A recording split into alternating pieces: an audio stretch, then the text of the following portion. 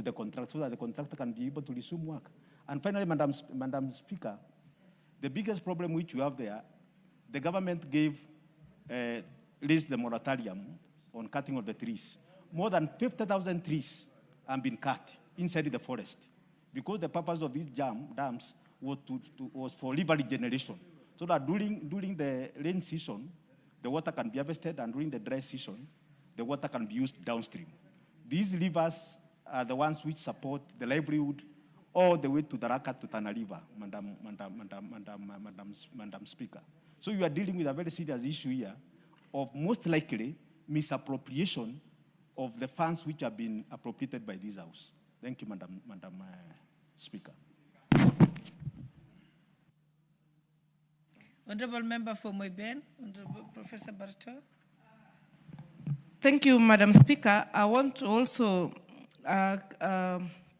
support the Honorable Member. The Ministry of Water has a problem. There is a crisis. It is not just the report the chair has presented is a very ideal report, but the situation on the ground is very sad. There are so many contractors who went to the banks, took loans when they were awarded the contracts, and the ministry has not been able to pay them. So it is not just one project. There are so many. I am sure it is in the entire country. There are so many projects which are pending. They are incomplete, and there are so many contractors who are suffering. They have taken loans. The banks are up on their necks, and at the same time, the same ministry is continuously advertising other projects. So I don't know where it is getting money. Can they make a decision and complete the projects which are already ongoing so that the contractors are freed before they start advertising for more? So that report is just an ideal report which anyone can write, but the situation on the ground is very different. The contractors are actually suffering.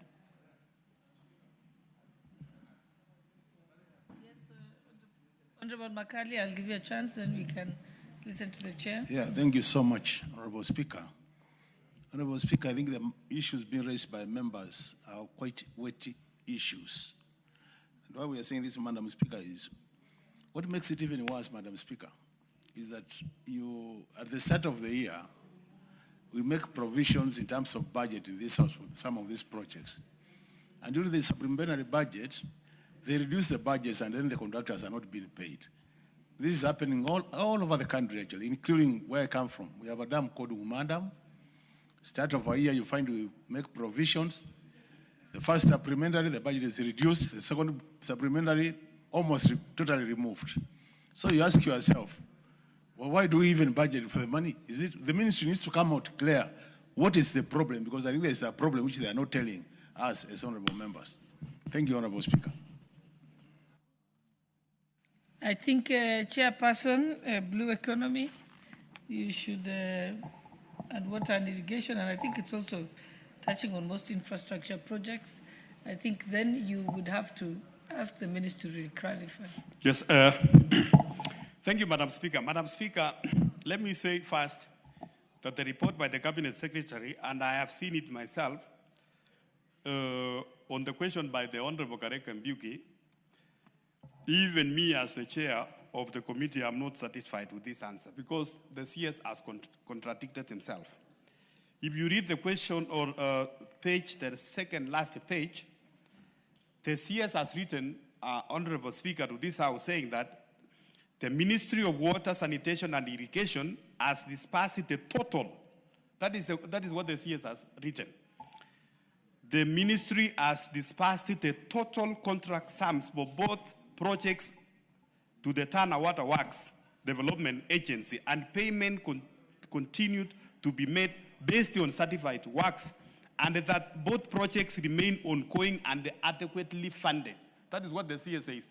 But again, if you check on the last page, the CS is telling us the agency has since granted a reasonable extension of time to the contractors. And with the steady progress now recorded in both sides, the projects are expected to be completed by June 2026, subject. Again, he's saying subject to a continued funding. Yet he had already indicated that he has already dispersed all the amount of money in this other page. So in that case, Honorable Speaker, allow me as the chair of the committee to take up with the ministry. I will, Honorable Speaker, the first week coming from recess, and after this maybe I will ask through the clerk's office to seek a further clarification from the CS and possibly have the CS to appear before the committee, and I will ask the members who are affected to come also at that time. Honorable Speaker, on the issue of the ongoing projects, with, the stolen water projects across the country, Madam Speaker, my good friend, the Honorable Makali Mulu, whom we fellowship together in the church, I know he's an accountant by profession, and he understands that budget is a projections based on what we collect as a country, Madam Speaker. That's why we have the supplementary budgets. We keep on revising our budget. When we project that we are going to collect this amount of money this financial year, so we project that we are going to do maybe 5-7 water projects. But based on our collection as a country, so we utilize what we have, and that's why we revise sometimes some of the projects. What we had budgeted for to use, say, 10 million, we revise maybe to 5 million. So we will continue making sure, Honorable Speaker, that those projects which have stalled will be funded well so that Kenyans benefit and get water. Thank you. I think this is a valid question that can actually be asked of the Cabinet Secretary in person here in the House. I think that will make more sense because it seems like many members have raised this issue, a similar issue. Honorable Owen, I'll just let you say the last remark. I just want to say something on the same. I had the... In order to conclude that, who will do the question? Honorable Kareke? Yes, and Honorable Bartok can also do I think he can a question on the issue of hers, yeah? Okay. He does a direct question. All right, but I want to say this, Honorable Speaker. You see, I had my Honorable Chair and my good friend and very experienced Chair that he does not also agree with the response of the Cabinet Secretary. And yet, he has actually presented it here. And that's a very serious thing from chairs. If you don't, because you also have a responsibility of bringing factual responses. If you don't agree with it, don't bring it here. Call the Cabinet Secretary to clarify so that this Cabinet Secretaries do not think any garbage they can bring to this House. That we actually put them on the spot before. You can even return it 20 times from you as chair so that you seek factual information so that whatever comes into this House comes that is something that is factual. So I want to urge you, my chairs in this House, please don't just accept anything the Cabinet Secretaries say. Put them to full proof of what they are saying and what they are bringing to this House, so that what is brought to this House is properly refined, and as chairs we have responsibility to the House to bring factual information. And those Cabinet Secretaries have responsibility to this House to bring factual information. We should never accept anything that a chair doubts what he is actually presenting and actually presents here. That is my point, Honorable Chair. Let me listen to Honorable Lesuda first, and I'll come to you, Chairperson, to close. Thank you, Madam Speaker. I like the direction that you gave on this matter, that the Cabinet Secretary is called to this House to respond to these issues because they are really grave matters. But just to say that even as what Honorable the Majority Deputy has said, that some of the statements that come to this House, they sound like they are on a template. You know, you can almost tell what will be the response. That issue of saying that the money is a projection, those are things we always hear. But if it's a projection, where are you starting new projects? Where is the money for the projection for the new projects, as Honorable Barto had asked? So I like the direction that you have given, and I think it will be very prudent that the CS comes before this House. We need to have the CS of transport come here. We need the CS of water, the big projects that are going on in our counties. We also get the same thing, Madam Speaker, where there is a big launch, and as soon as you're done, they leave with us. It's a fact, by the way.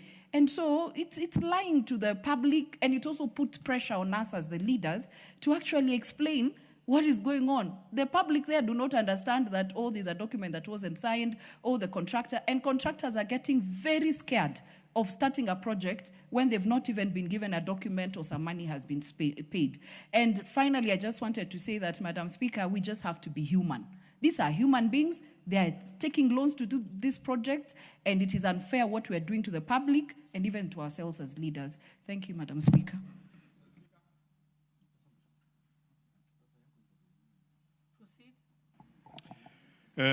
I agree with the Honorable Naisula, Honorable Speaker. But Honorable Speaker, I want to inform my little majority that procedurally, because he's saying that I'm saying I'm not agreeing with the answers and why am I presenting to the House. Procedurally, Honorable Speaker, if you see the answers is from the CS, and it is written, this questions is addressed to the clerk of the National Assembly. It's not addressed to me. Procedurally, Honorable Speaker, when we write to our cabinet secretaries, we write through our clerk's office. So when the answers comes, they come through also through our clerk's office and they are balloted by the House Business Committee. That's why it's in the order paper. I think, and when it is in the order paper, I read what has already been provided because they are not giving us a prior answer before, giving this House. Yes, I agree with you, Honorable Bowen. There is no discretion you can exercise in actually rejecting or saying that the answer is unsatisfactory. For you, procedurally, you just read the statement, the response, and then after that, the member who had sought the statement, that's why we require them to be in the House when you're giving the response to the statement, so that they can say if they are dissatisfied or not, and based on that, there can be a way forward from the House, which in this case is to have the Cabinet Secretary present and the Honorable Kareke to request to ask a question. In the first week, we come back from recess. I think let's close it that way because yes, it was Honorable Kareke first to go. He had requested. Honorable Kareke Thank you, Madam Chair. Madam Chair, I'm also a chairman of a committee. And what we normally do in the Committee of Tourism and Wildlife, once we get a request for the statement, we request the Cabinet Secretary and the Principal Secretary to appear before the committee, together with the member who has asked for that particular statement. Then in that sitting, Madam Speaker, we normally, now the member who has asked the question, normally now we do the interrogation, the electorate to the Cabinet Secretary and the PSC, so that now we can now be satisfied or not. And in case there is further information which has come, before I present the response here, the ministry now send a more refined response, whereby the members has agreed or disagreed with the statement which have been sought, Madam Speaker. Madam Speaker, I really want to thank the Majority Leader and the Honorable Chair. And what I would like to request, Madam Chair, is when we resume this, the interrogation of this statement, when there is that invitation, because, Madam Chair, I'm very particular on this project. Because, Madam Speaker, during 2020-2021 budget, these two projects were allocated 500 million. And the same amount of money was appropriated by this House. The same amount of money, Madam Speaker, was limited to the Ministry of Water. And subsequently, the Ministry of Water limited 500 million to Tana Water Works, Development Agency. And there is that money trail, which is there. But unfortunately, Madam Speaker, I don't know what happened to this money, which was meant for this particular project. And now the project are stalling due to non-payment to the contractors. So, Madam Chair, I would like to request the Chair to go into depth of this particular issue so that this project can be completed and it can be able to help the people of the Rakanidi County at large. I thank you, Madam Speaker. Thank you, Honorable Sukuli. What do you want to say? Madam Speaker, I was just standing on a point of order to maybe request for a more reasoned decision by yourself on this issue of referring a statement to the committee. Because, Madam Speaker, we don't refer the matter to the Cabinet Secretary, and the committee is not a conduit. I think it is important to know, in the present setup, what actually is the role of the committee. It cannot be possible that they are just going to receive a letter from the ministry and transmit it here.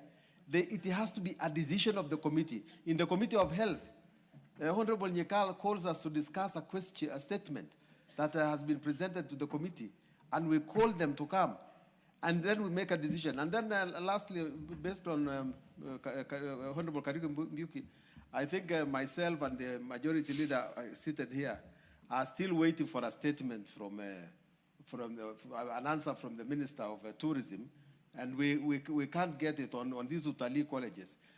These things we would like to know clearly what is going to happen. Are we going to make committees just receive from the minister without putting their own input, or what? How is it? And when are these answers coming from the ministry?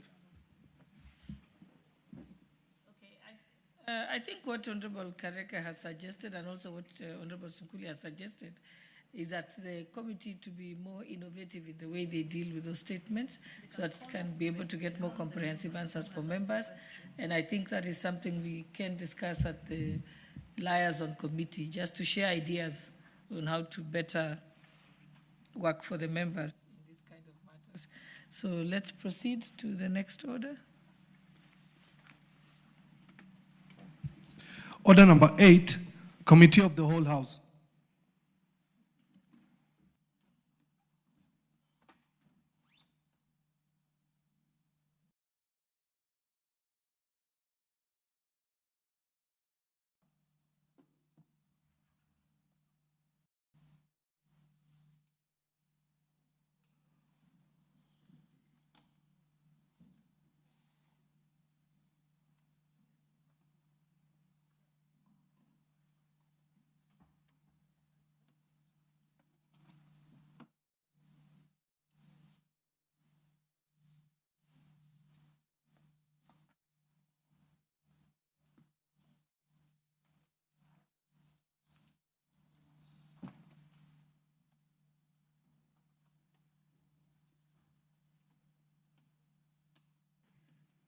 Honorable members here in the Committee of the Whole House, we are considering the Public Service Internship Bill, National Assembly Bill number 63 of 2022. Close.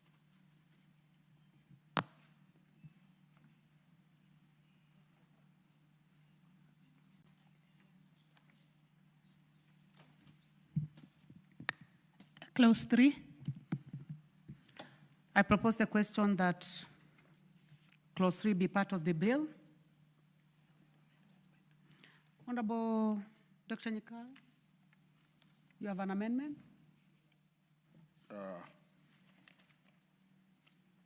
Honorable Chair, I propose that Clause 3 of the bill be amended, or A, in paragraph F, by deleting the word "and" immediately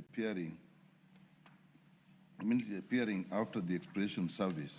And the justification of this, the amendment proposes to insert a new definition that links the definition of intern to the new remuneration framework. The proposal will ensure that interns performing full-time duties are recognized legally for purposes of compensation, and strengthens labor protection and claiming and eliminates ambiguities in terms of remuneration.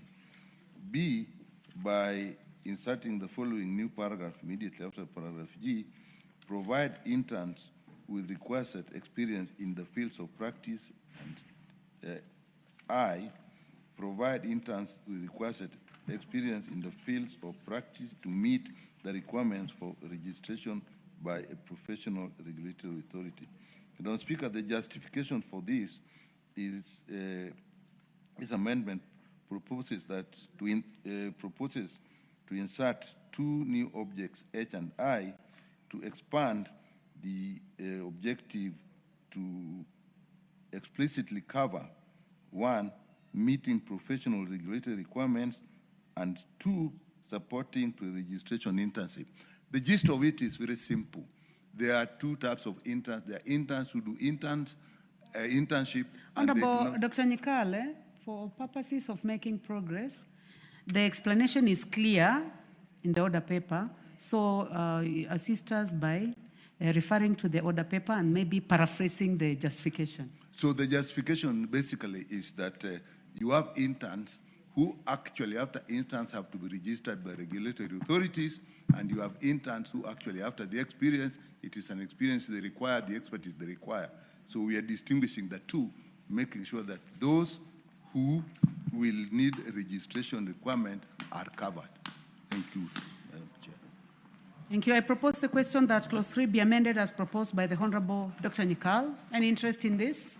Those interested can hit the intervention button. I don't see any.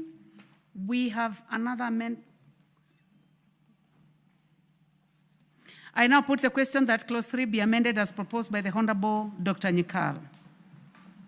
Will as many as have that opinion say aye? Will as many as have a contrary opinion say nay? The ayes have it. Before we proceed, we have an amendment by the Honorable Geshimo. Is the Honorable Geshimo in the House? Well, in the absence of the Honorable Geshimo, I now put the question that clause 3 as amended be part of the bill. As many as have that opinion say aye. As many as have a contrary opinion say nay. The ayes have it.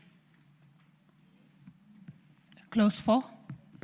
I propose the question that clause 4 be part of the bill. Honorable Dr. Nikal. Madam Chair, I propose that clause 4 of the bill be amended as in the order paper, and the justification of this is we want to add the issue of professionalism. In the others, we are just looking at practical experience, but in professional courses, we also would like the people who get registered to be also have experience in terms of the ethics and codes of conduct, so that when they qualify, they know what is expected of them ethically and in their conduct. Thank you, Madam Chair. Thank you. I propose the question that clause 4 be amended as proposed by the Honorable Dr. Nikal. I do not see any interest in this. We have interest? Okay. Okay, I had said you go to intervention, but we have the Honorable Dr. Makali Mulu, member for Kitui Central. Yeah, it's not working. Yeah, I support that amendment, Honorable Chairperson, because I think the issue of ethical issues at times are not taught in school, and I think what Carl is raising is a very important point, that even as a professional, they should relating to ethics and the way you conduct your business. So I think I support the amendment. Thank you. The Honorable Naisula Lesuda, member for Samburu West. Thank you, Madam Speaker. I do also support this amendment. It is important that our interns get the requisite experience, so that an intern is just not, in an institution and given certain assignments that do not enhance them getting experience and also learning the code of conduct and the ethics of the profession that they are training for. Thank you. Thank you. The Honorable Adan Haji, member for Mandera West. Are you interested in this? There be no further interest. Honorable members, I now put the question that clause 4 be amended as proposed by the Honorable Dr. Nikal. Will as many as have that opinion say aye? Will as many as have a contrary opinion say nay? The ayes have it. I now put the question that clause 4 as amended be part of the bill. As many as have that opinion say aye? Will as many as have a contrary opinion say nay? The ayes have it. Clause 5. I propose the question that clause 5 be part of the bill. We have an amendment by the chairperson, Departmental Committee on Labor. Is the chair in the House?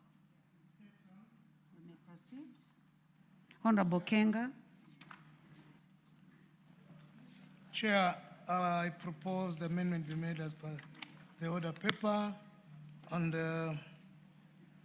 the justification being that the amendment seeks to expressly provide that an internship period under the bill shall be for a period between 6 and 12 months to ensure that an intern is afforded sufficient time to gain the requisite skills and experience. Thank you. Thank you. I propose the question that clause 5 be amended as proposed by the Honorable Kenga.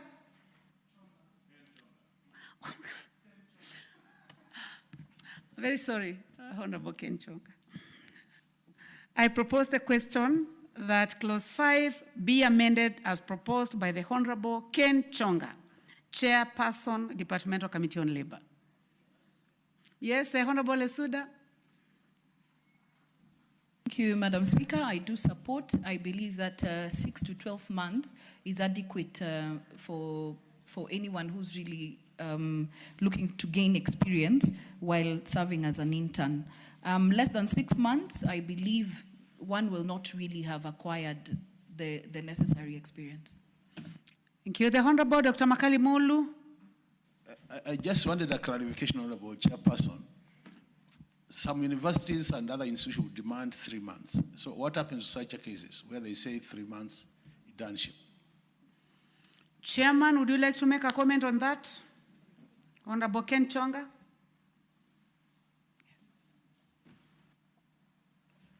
Madam Speaker, I beg that you go back to it. I was being indulged on another issue. You expect my word. I'm just asking whether you would like to make a comment on the matter that the Honorable Dr. Makali Mulu has raised concerning number of months. You know, this is your amendment. Madam Chair, it's an issue that was debated in the whole committee, and we agreed that the period of 6 months should be sufficient enough. So I still stand by that.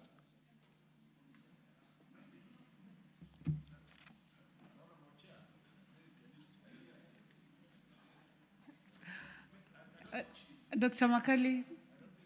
Question. I'm sure he didn't get it, so you can paraphrase. I was seeking for clarification because he's proposing an amendment which says the minimum number of months you can go for internship would be 6 months and the maximum of 12 months. But there are cases where students are required by their universities to do a 3-month internship. So how do you accommodate that? Because then it means then you are locking out those who would want to go for 3 months and go back to continue their studies. How do you accommodate that? Maybe your committee discussed, you can clarify. Madam Speaker, I think... Let me just say something. First of all, it seems to be a drafting issue where the chair is proposing that we delete established under and substitute with as defined in Article 260 of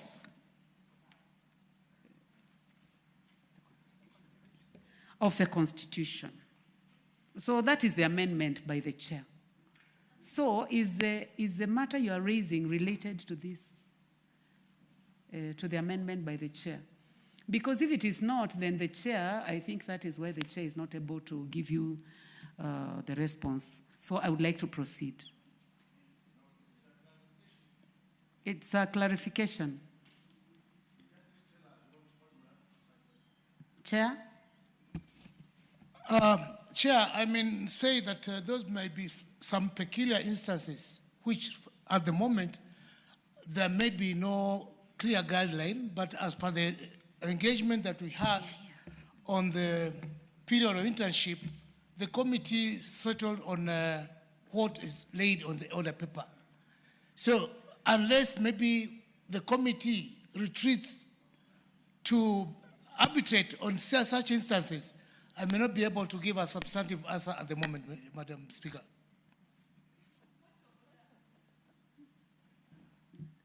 Yes, Honorable Lesuda.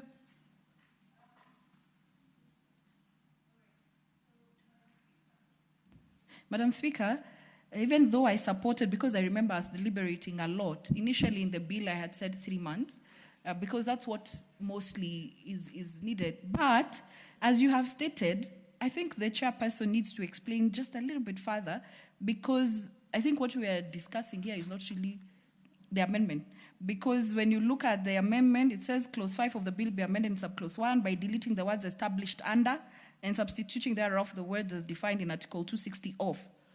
So, what I think the chairman can explain further, because that's where I think the confusion is coming up. because the amendment seeks to provide with clarity that the application of the bill shall extend to the collectivity of all public offices as established by and defined in the Constitution. So I really doubt that that is the amendment that's looking at the time frame. I don't think it is. The time frame is coming in another clause, in 12 actually. So, Chairman. Thank you, Madam Speaker. Who is going to approach the chair? What do I call? The secretary? I think some consultations have been done. Yes, Honorable Sunkuli. Yeah, I see a problem. If clause 5, as is being amended by the chairman, maybe he could decide to vacate it because it's he has not internalized it. I think he could just say that he has dropped that amendment because it does not relate to clause 5. I agree with you, and I would like to give a chance to the chair if you would like to make some amendments, or especially on the justification. We are in clause 5. Chair, I don't intend to drop the amendment. The justification is very well spelled. The amendment seeks to provide with clarity the application of the bill shall extend to the collectivity of all public offices as established by and defined in the Constitution. Article 262. Article Sorry, 260. Article 260. Yes. Honorable, you may take your seat. Honorable Dr. Nyikal, would you like to clarify further? Chair, if we look at clause 13, an internship period shall be valid for any period as may be determined. Before we go to 13. No, what I'm saying is relates to this. We have to deal with 5. We'll get there. Okay. Because We'll I get thought there. 13.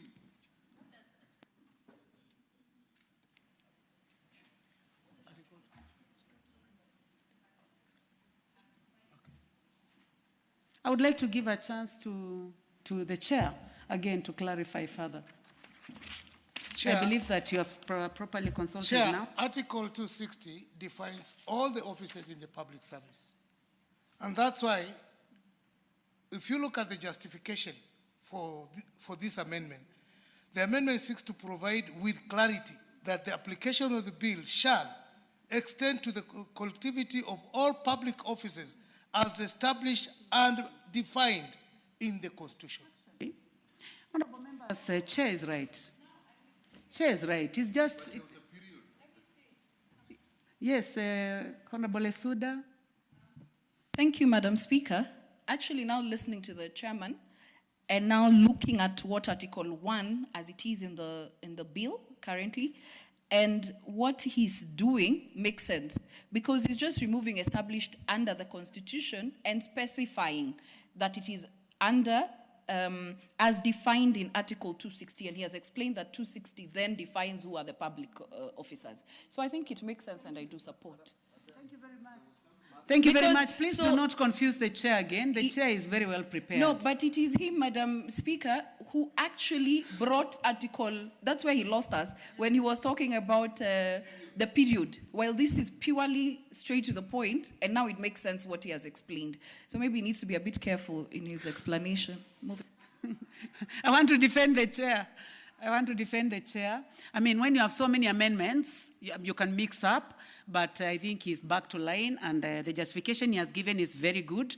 So, honorable members, I now put the question that clause 5 be amended as proposed by the Honorable Ken Chonga. Will as many as have that opinion say aye? Will as many as have a contrary opinion say nay? The ayes have it. I now put the question that clause 5 as amended be part of the bill. As many as have that opinion say aye. As many as have a contrary opinion say nay. The ayes have it. Clause 6. I propose the question that clause 6 be part of the bill. No amendment, so I put the question that clause 6 be part of the bill. As many as have that opinion say aye. As many as have a contrary opinion say nay. The ayes have it. Clause 7. I propose the question that clause 7 be part of the bill. Chairperson, Labor, the Honorable Ken Chonga. Yes, Madam Speaker. Just as spelled on the order paper, I propose the amendment of clause 7, and as per the justification, the amendment seeks to correct the grammar error. So there's nothing much to it. Thank you. I propose the question that clause 7 be amended as proposed by the chair. I now put the question that clause 7 be amended as proposed by the chair. Will as many as have that opinion say aye? As many as have a contrary opinion say nay? There is have it. I now put the question that clause 7 be part of the bill. You have an amendment. On which one? Oh, yeah. So then before we go to the final statement, I do not see you indicated in the, where did the amendment come from? Is it there? Yes, it is in the order paper. It happens not to be in the summarized notes. So the Honorable Gishimo, please proceed. Sorry about that. Thank you, Chair. I do propose that clause 7 be amended as indicated in the order paper, that is clause 7(1)(b), by inserting the words through internship under this act immediately after the area of study. Because, Honorable Speaker, one may be exposed in the area of the study, but not necessarily through internship. And therefore, if we say that if someone is exposed in experience related to the area of study, that person, that is too wide, and someone may be denied an opportunity for internship just because you have been exposed in a related area of study in your discipline. So I think it's going to be specific and to indicate that unless you have been exposed through internship as provided under this act, that is when you can be locked out from an internship program. Well, let me first of all propose, then I'll come to you. I propose the question that clause 7 be further amended as proposed by the Honorable Gishimo. Now we can have the Honorable Sunkuli. I support the amendment, and I just want to bring it to the attention of the House that the amendment we have just passed actually is not correct. Because if you read the whole thing, you look at it, that the B says, 7B says, has not been exposed to work experience related to the person's area of study. Which specific one are you talking why don't I help about? the House? The previous one. I'm saying the B, because that's the same one. That is, or 7. 7. Wow. And you know, if you remove the word been, it will say has not exposed to work. So it is actually spoiling the grammar rather than correcting it. So I think let's just let Honorable Gishimo prosecute his so that he can correct what we have just done, because we have done a wrong thing. Chairman.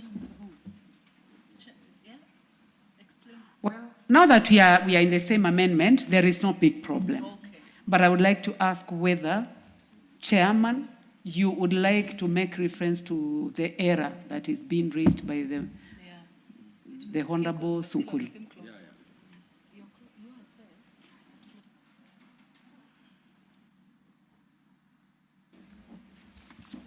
Thank you. Chair, I advise that we recommit this amendment to the committee.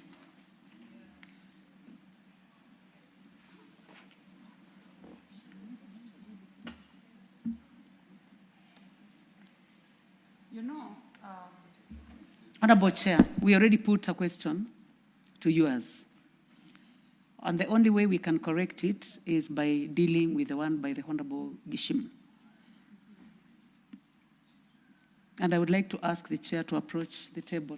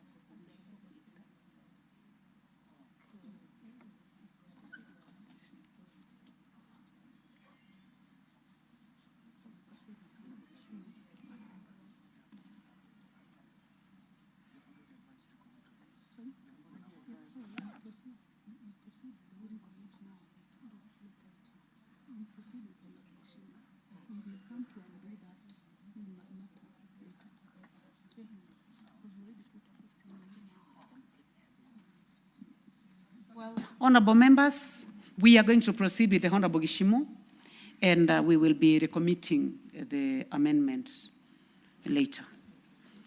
Honorable Gishimu?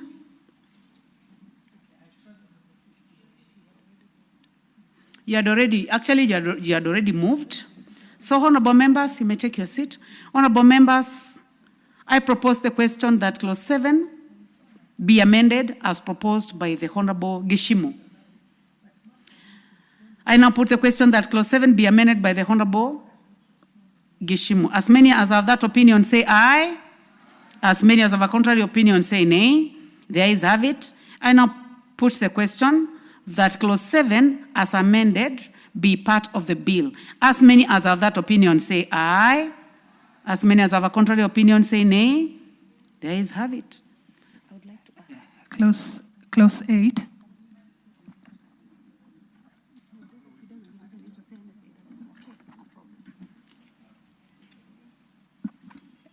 Clause 8. I propose the question that clause 8 be part of the bill. Honorable Lesuda.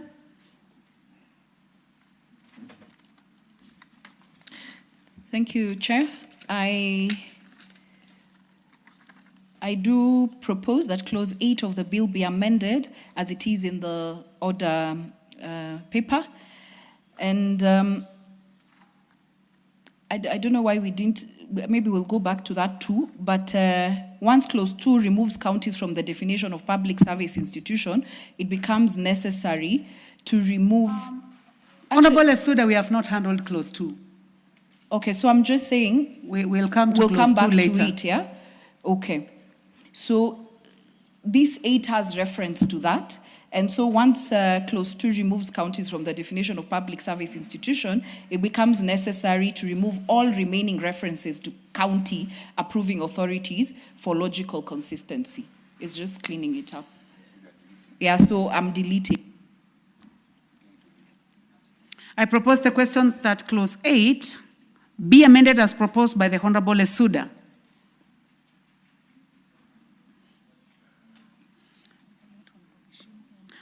I do not see anyone interested in this, so I now give a chance to the Honorable Nyikal. Honorable members, let me put the question. I now put the question that clause 8 be amended as proposed by the Honorable Lesuda. Will as many as have that opinion say aye? Will as many as have a contrary opinion say nay? The ayes have it. We have another amendment by the Honorable Dr. Nyikal. Thank you, Chair. I propose that clause 8 be amended as in the order paper, and the purpose for this amendment is in regard to payment, which I described here as stipends, but the amendment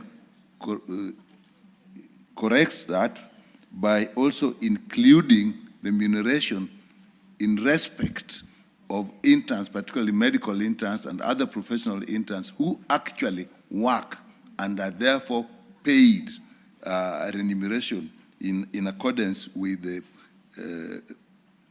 payment structure within the institution in which they work. So basically, it takes care of the issue of medical interns to a large extent. But I believe in other areas like engineering and architecture, the same may apply.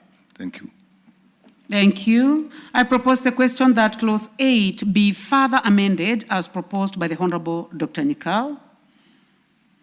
I now put the question that clause 8 be further amended as proposed by the Honorable Dr. Nyikal. As many as have that opinion say aye. As many as have a contrary opinion say nay. The ayes have it. We have another amendment by the Honorable Gishimo on the same. Chair, in view of the amendment proposed and already passed by Honorable Isunda, I seek to drop my amendment. Thank you. Thank you very much, honorable members. I now put the question. Okay. Honorable Dr. Makali. Yeah, just a further clarification to this matter, Honorable Speaker, because I think this amendment is intended to leave the counties to do their own program in terms of internship, so that what we are doing is basically for the national. But I know a lot of our students are also benefiting from the county level internship. So assuming a county doesn't come up with a clarity on this, what happens? Because I thought possibly, I'm just reconsidering, but I think it's good to go on record that then this could encourage the counties also to think of a legislative proposal to take care of that gap, which seems to be arising from the Honorable Isuda's amendment. Mover. The Honorable Lesuda. Thank you, Madam Speaker. Actually, if you see the original bill, I had considered the matter of counties, but after thinking about it, I realized that different counties, for example, even have different CCs, even just the name, the title of who deals with matters to do with the internship. It's not as clear as the national government, where we know it's the Ministry of Public Service that we're dealing with. And so that is why I rethought and said, we will have a clause in here that then will say that each county is going to come up with its own legislation on how to deal with interns. Yeah. Yes, Honorable Dr. Nyikal. I think we should reconsider that, because if, say, we are looking like the issue of interns, and then you say each county will actually put their own legislation, then the whole of this is actually lost. And I'll give you an example which is not related. When we did the FIF Act, we actually put FIF Act and put a provision that counties can amend it. What has happened is that every county now is doing their own FIF Act. So I think we should have something that covers everybody, including the counties.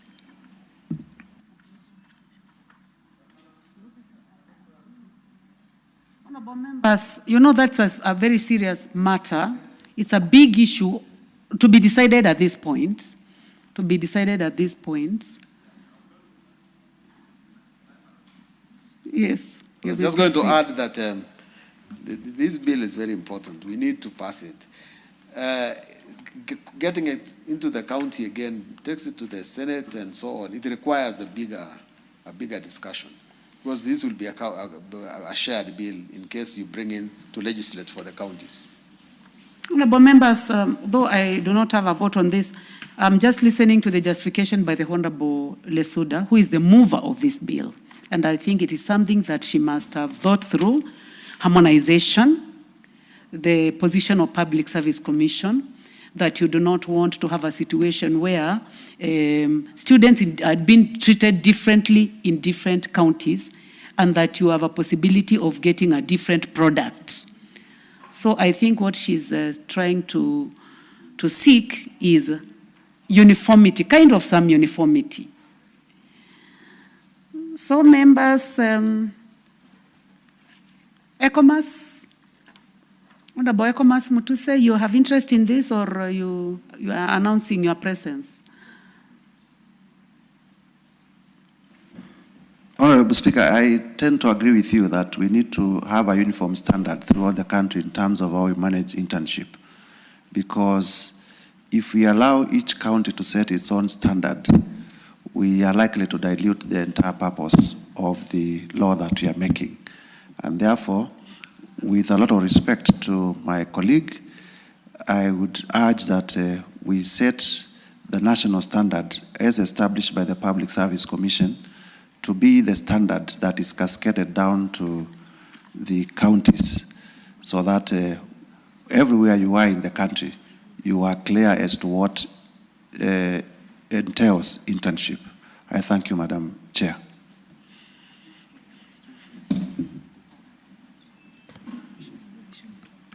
Gishumo already dropped his amendment. So, honorable members, I now put the global question. Honorable members, I now put the question that clause 8 as amended be part of the bill. Will as many as of that opinion say aye? Will as many as of a contrary opinion say nay? The ayes have it. Clause 9. I propose the question that clause 9 be part of the bill. Honorable Esuda. Honorable Sunkuli. We start with you. Sorry, I didn't know close. Actually, Lesuda, you do not have an amendment in this. Yes.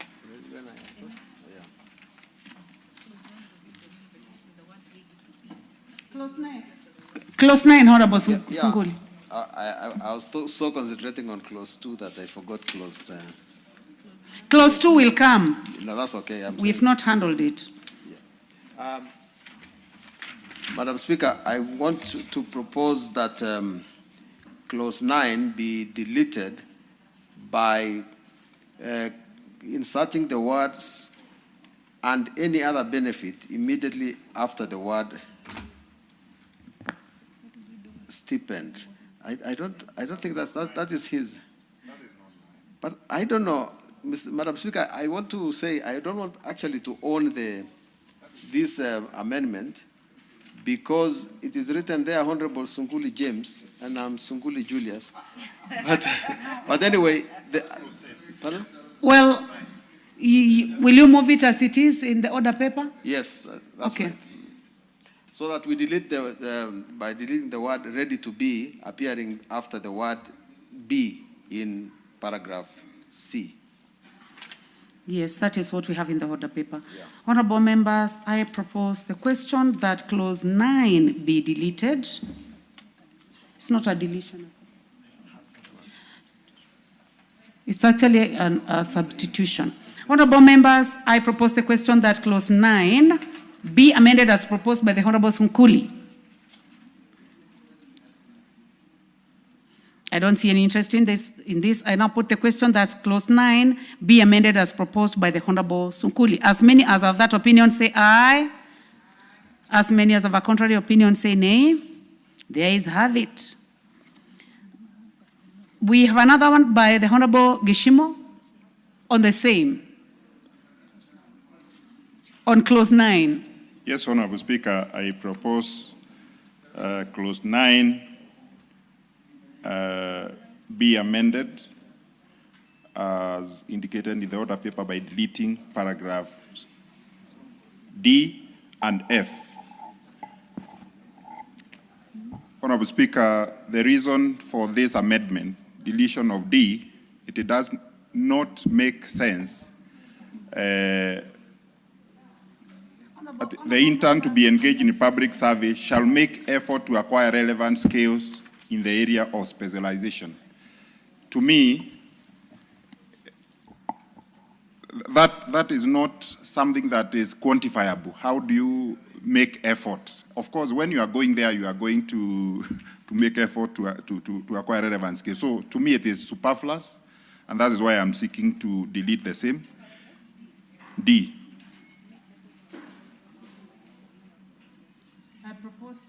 I propose the question that clause 9 be further amended as proposed by the Honorable Gishimo. Honorable members, I do not see interest in this, so I move to the amendment.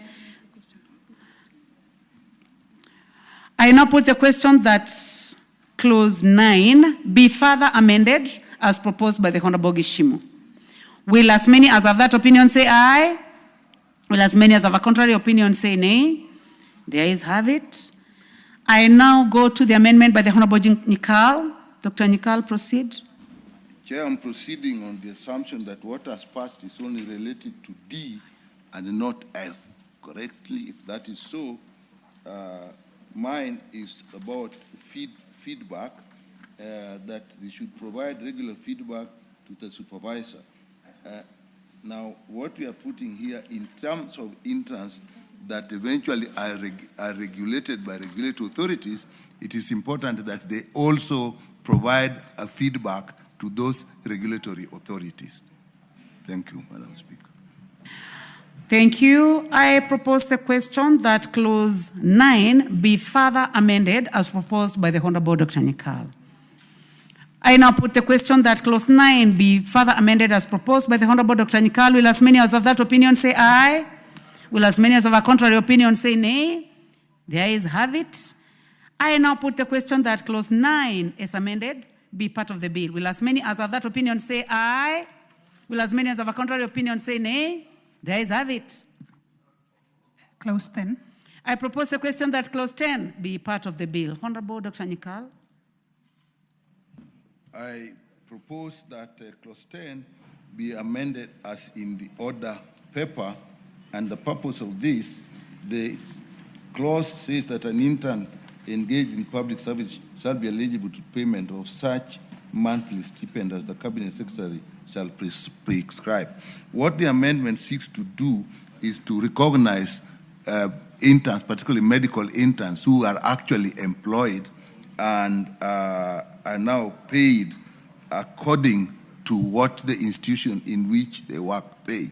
So basically, we're just covering them, because the other one will then limit them to stipend only, and in their case, it is not stipend.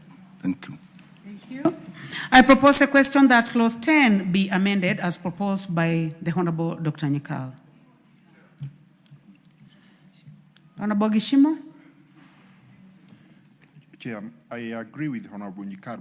However, I think the concern of Honorable Nyikal will be cured by the amendment that I'm also proposing, which says any other benefit. Any other benefit covers whatever, because it may not only be the medical field that we have intern with different benefits.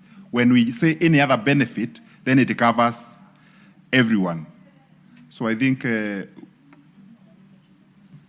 I think you will notice that the Honorable Nyikal has proposed a deletion, and he has substituted with a certain paragraph. So you need to look at the, and if Honorable Nyikal's amendment goes through, yours will fall. Why? Because he's proposing a deletion. Let me see. Yes, you may explain for the benefit of the Honorable Gishimo. This is actually important, because what I've really done, after the deletion, under A, I've actually brought what is in the bill as it is, so that although there's a deletion, that is it, so that if Honorable Chim wants, he can then attach these amendments to Part A of what I proposed. But B is actually a very important element, because these are people who are actually employed, they are being paid, even gratuity will come. So to take the whole of that and put it as any other will really demean what that aspect is. And it's an important aspect. We know it gives us problem every time with in the health sector. Before we go to you, Mover, Honorable Lesuda, I would like to give a chance to the Honorable Gishimo to further amend Honorable Dr. Nyikal's amendment to achieve your amendment.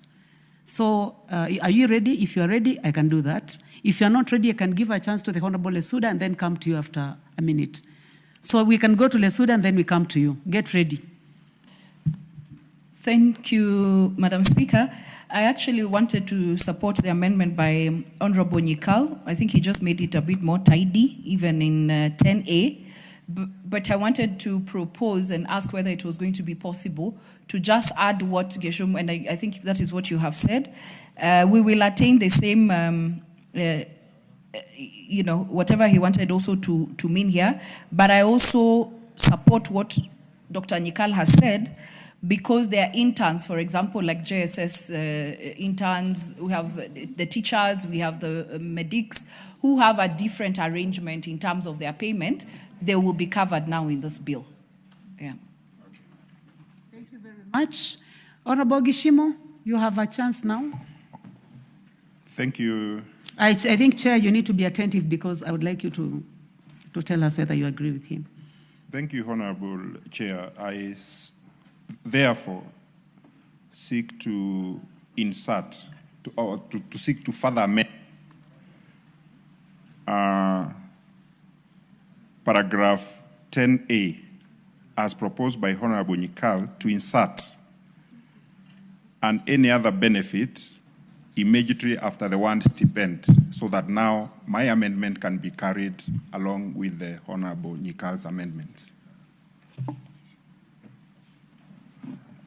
Okay. So, honorable members, I now propose the question that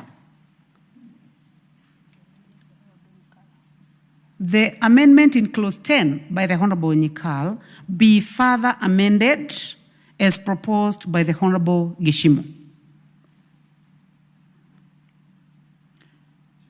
Yes, Honorable Mutuse. ECOMAS. Thank you, Chair. I see the objective, and the objective by Honorable Nyikal is noble, but in my view, the way it is drafted does not come out quite clearly as to what is the intentment. Because if the intentment is to have the full-time interns, like medical interns, earning benefits, then it can be tidier in the manner that is being proposed by Gishimu, because nothing prevents in the manner proposed by Honorable Gishimu. So I don't know if both of them can compromise just for drafting purposes. Then it is a little clearer that you can earn a stipend, but also you can earn other extra benefits. So then you don't have to have a cabinet secretary and then a public service institution. So then there is no clarity as to who is setting the benefits. I thank you, Madam Chair.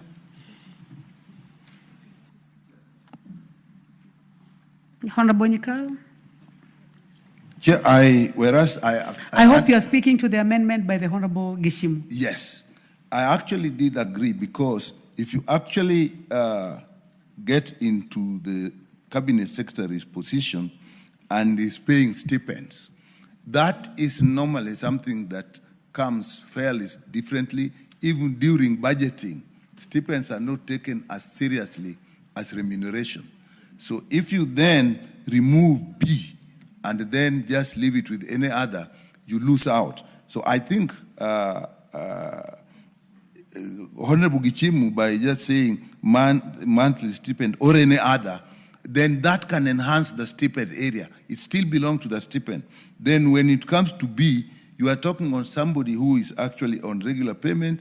And remember, this is not only talking of government institutions. We have a situation where interns, even the JS teachers are mainly in government, but in medical interns, maybe engineering interns, they may actually be working in non-government institutions, like in mission hospitals that actually employ interns. Then that will leave them out.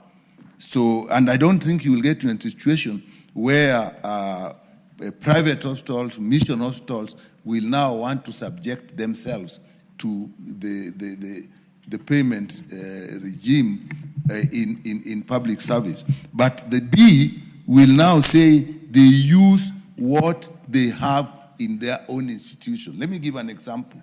If Kakan Hospital, they take interns, but you cannot subject them to the rules of the public service.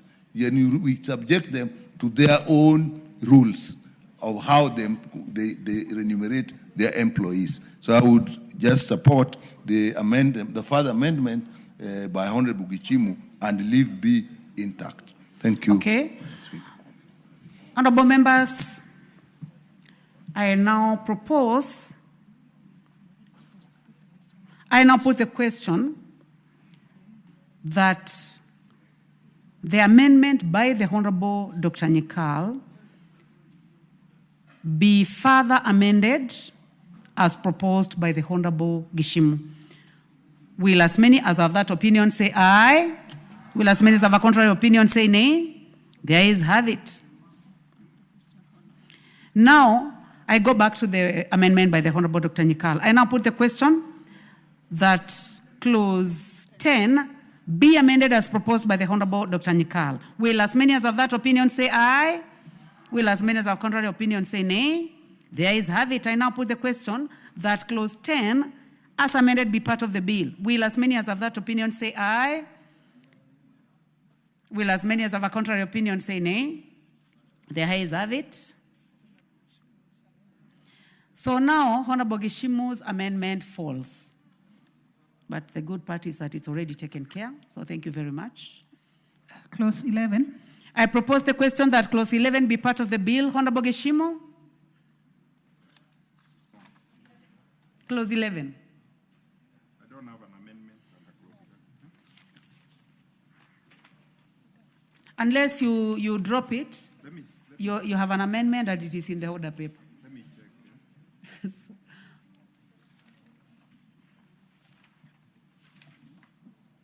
Oh, yeah. Is it your amendment or someone put it Yeah. there? It's yours? Yes. Okay, please proceed.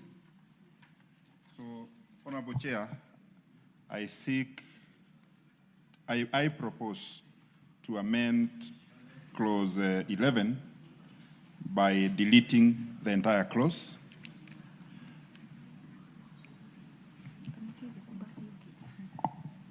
Honorable Speaker, the clause reads, every intern engaged in public service shall be entitled to the provision of personal accident insurance cover by the relevant public service institution. Honorable Speaker, that clause, having amended clause 10, insurance cover is any other benefit.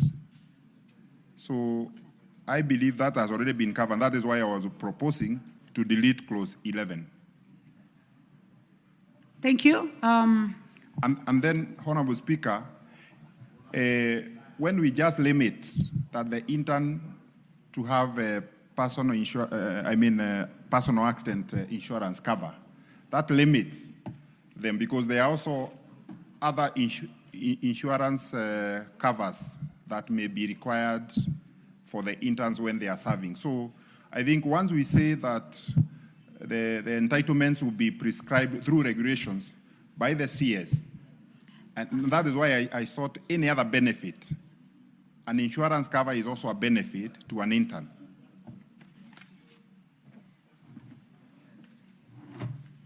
Thank you. I propose the question that clause 11 be deleted as proposed by the Honorable Geshimu. I see a lot of interest in this. Yeah, starting with the Honorable Sunguli. Yeah, I support Madam Chair, especially in view of the fact that SHA is now not a responsibility of the employer. It is going to be quite in contravention of the fact that the employer does not participate in the SHA. And to ask the employer to go beyond SHA might be too expensive and needs to have budgetary implications. Thank you. Honorable Dr. Nyikal. Whereas I would actually appeal to Honorable Gichimu that his any other there was good and covers many things. But I thought that my understanding of this, it is accident, provision of personal accident insurance. Now, my mind is thinking of people who are working in interns that are working in factories. You get young people, and during their training, like let's say engineers, then you put them in a factory, they work in a factory. Or you get, for example, people in civil engineering or architects or quantity surveyors. Then you take them to a building site.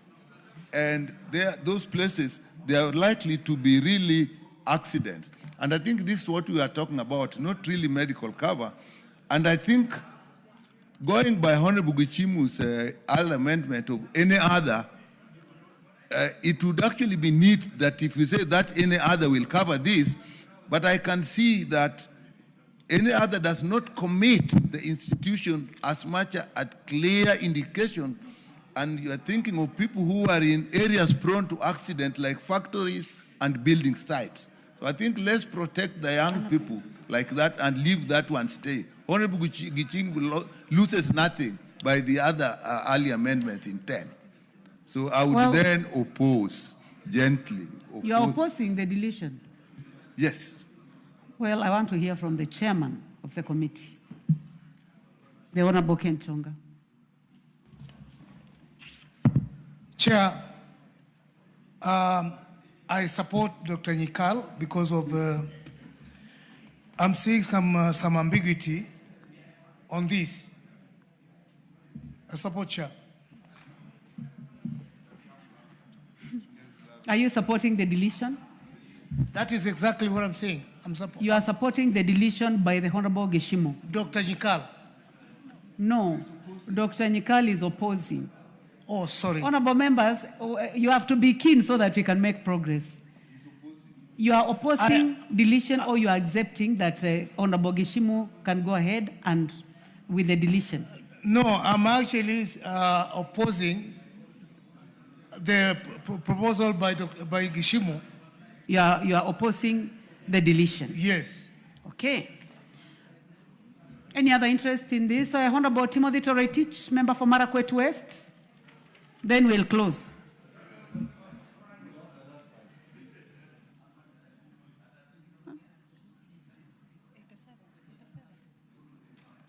Honorable members, those who are in the House and those who have interest in this, please hit the intervention button. So, honorable members, I now put the question that clause 11. Honorable Geshimo wants to say something before we close. Yes, 1 minute or less. Chair. You know, this clause might also be discriminatory. Are the other public service, do the other public service enjoy personal accident insurance covers? I think that's something that we also need to ask ourselves, whether they are usually provided. Yeah?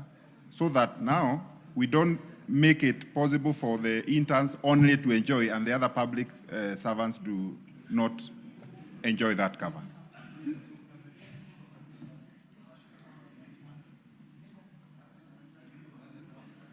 I would like to give one final chance to the chairman of this committee. Chairman of this committee, one final comment. Madam Speaker, the reason why it's being proposed is because,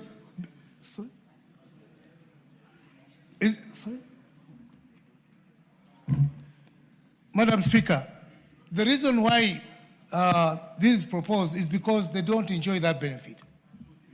And that's why it is being proposed. Honorable members, I'll just go ahead and put the question. I now put the question that clause 11 be deleted as proposed by the Honorable Geshimo. Will as many as are that opinion say aye? Will as many as have a contrary opinion say nay? The nays have it. I now put the question that clause 11 be part of the bill. Will as many as have that opinion say aye? Will as many as have a contrary opinion say nay? The ayes have it. Clause 12. I propose a question that clause 12 be part of the bill. Chairperson, Honorable Ken Chonga. Speaker, as per the order paper, I propose the same, and the justification being that the amendment seeks to ensure that an intern shall be entitled to such a leave days as shall be determined by the Cabinet Secretary, having regard to the period of internship. Thank you, Madam Speaker. Thank you very much, Chairman. I propose the question that clause 12 be amended as proposed by the Chairman. I now put the question that clause 12 be amended as proposed by the Chairman. Will as many as have that opinion say aye? Will as many as have a contrary opinion say nay? The ayes have it. I now put the question. Honorable Dr. Nyikal, you have an amendment on the same. Speaker, clause 12 was talking about gratuity. And again, we are talking about people who actually are on salaries. And therefore, if we are there on salaries remuneration, they will actually be entitled to that. and therefore I would say I'll make an amendment so that that does not apply to them, so that they are on salaries and they can get gratuity. That is the import of the amendment. Thank you. Thank you. I propose the question that clause 12 be further amended as proposed by the Honorable Dr. Nyikal. Honorable Ekomas Mutuse.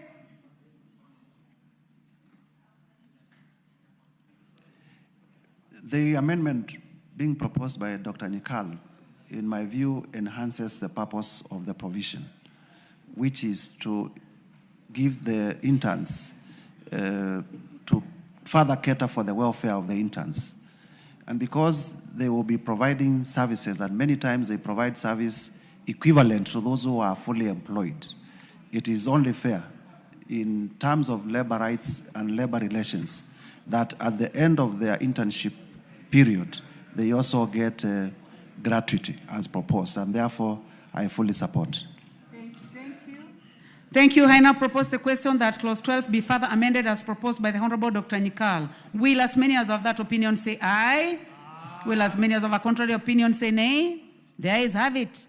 I now put the question that clause 12 as amended be part of the bill. Will as many as of that opinion say aye? Will as many as of a contrary opinion say nay? The ayes have it. Clause 13. I propose the question that clause 13 be part of the bill. Chairman, Honorable Kenchonga.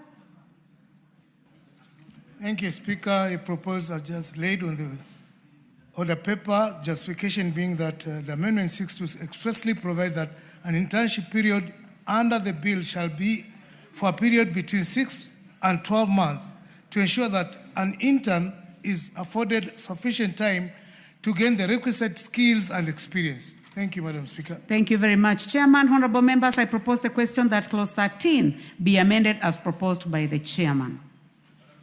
Yes, Honorable Sunkuli. Madam Chair, I oppose that amendment because it does not conform with the reality in Kenya.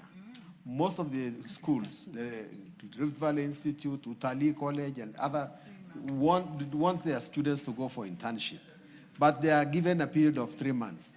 Now, if we bring a law that excludes a huge number of people, it is not fair. I think the chairman should consider, in the interest of the hustlers, to remove that provision, please. Okay. Honorable members, please go to the intervention button if you want to deal with this one. I see the Honorable Irene Mayaka, nominated member. The Honorable Rahim. Is Mayaka here? Madam the Honorable Rahim. Yes. Member for North Imenti. I agree with Honorable Nyikal because I think what is needed is clarity, and he has put the clarity there. So I agree with Honorable Nyikal.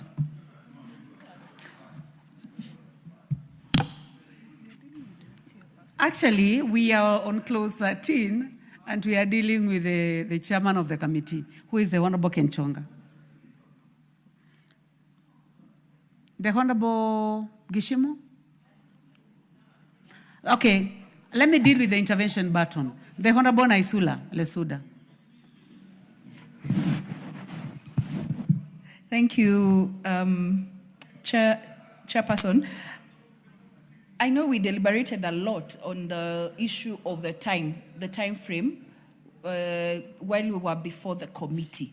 But when I look at the initial, how it is in the bill, it caters for everyone. So that whether it's 3 months, whether it's 6 months, and so we're just saying that it cannot take, because it says an internship period shall be valid for any period as may be determined by a person in charge of a public service institution, but such internship period shall not exceed 12 months.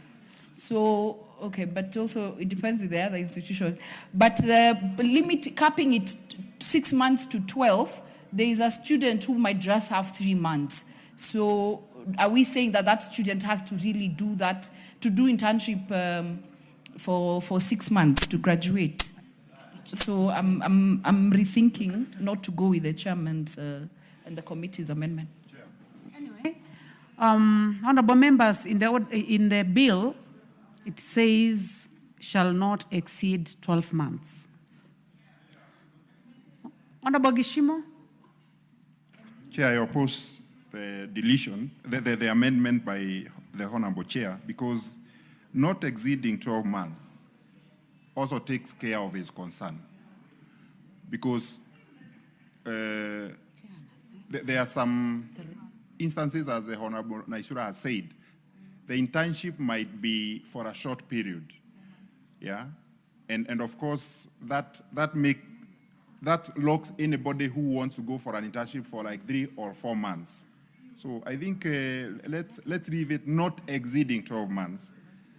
So any period between 6 and 12 months is also covered within the provision as it is in the bill.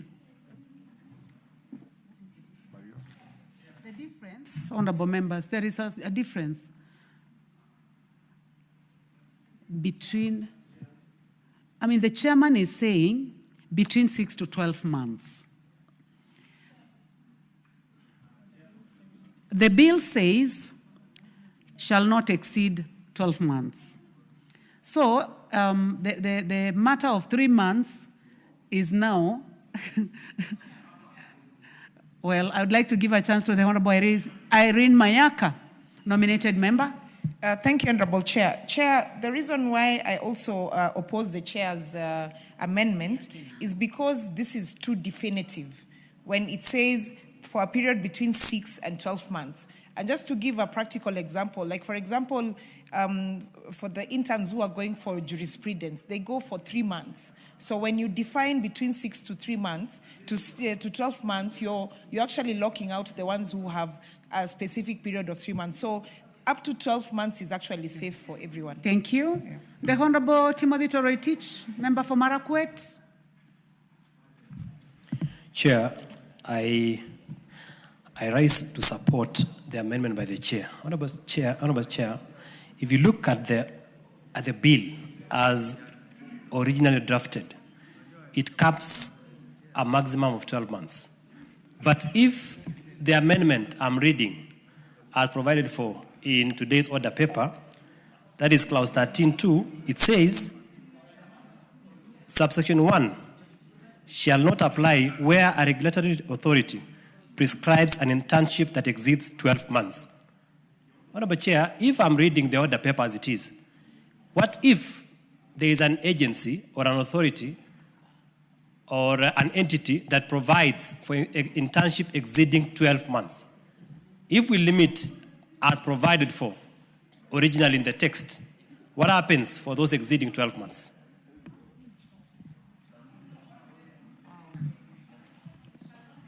The chairman is clear about 6 to 12, so it cannot exceed as per this bill, even the chairman's, even for all the other amendments. Yeah. So, honorable members, do I go ahead and put the question? I proceed. Honorable members, I now put the question that clause 13 be amended as proposed by the chairman. Will as many as have that opinion say aye? Will as many as have a contrary opinion say nay? The nays have it. I now put the question. We have another amendment on the same by Dr. Nyikal. I hope you can move faster, honorable members. Okay, we're moving faster.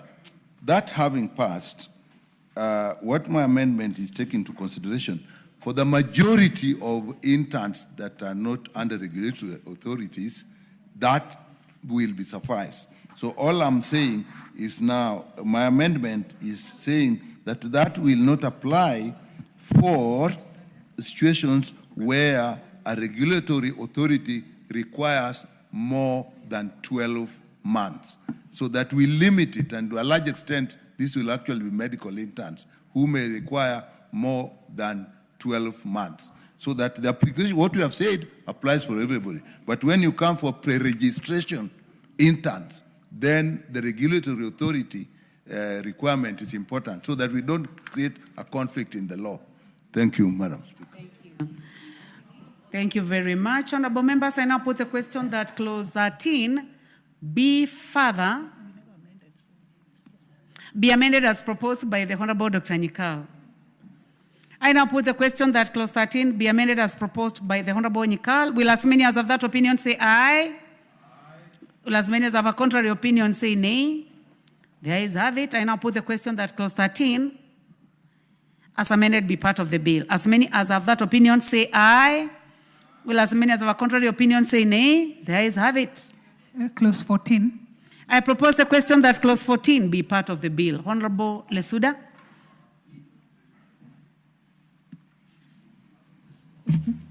All right, so thank you, Chairperson. I rise to move that the bill be amended by inserting the clauses as they appear on the order paper.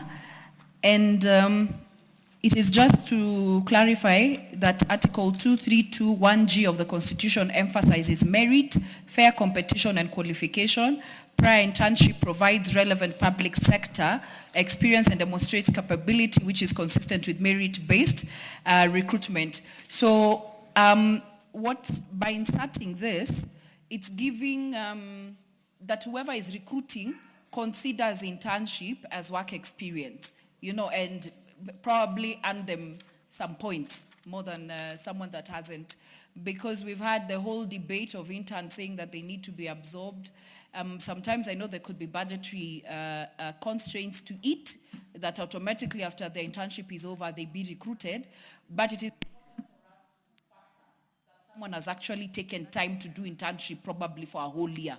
So that should count for work experience, Madam Chairperson. Thank you. I propose the question that clause 14 be amended as proposed by the Honorable Lesuda. Honorable members, I had said that if you have interest, you hit the intervention button, and I don't see any interest in the intervention button. I'll now put the question that clause 14 be amended as proposed by the Honorable Lesuda. Will as many as have that opinion say aye? Will as many as have a contrary opinion say nay? Mine is, what is indicated on my document and in the order paper is 14.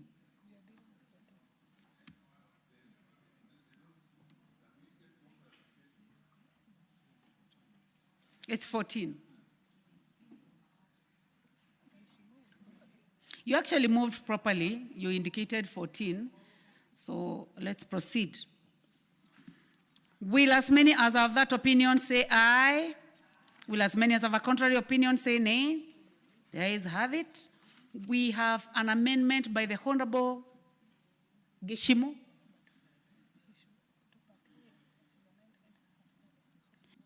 It is important for you to know that part A of your amendment has already fallen because we have carried the one by the Honorable Lesuda. What is out of order, Honorable Lesuda? Order paper, I think I moved because if you check the new clause 15A, I did 15 and not 14. Is that so? Yeah, because 14 is different, and I also have a paper. So we can go back to 14 and I don't know. It's 15 on the order paper. The one I moved on the interns experience being factored when they're being recruited.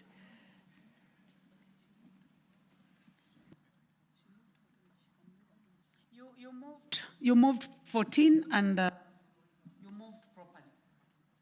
You can move again. Honorable Lesuda, you can move again.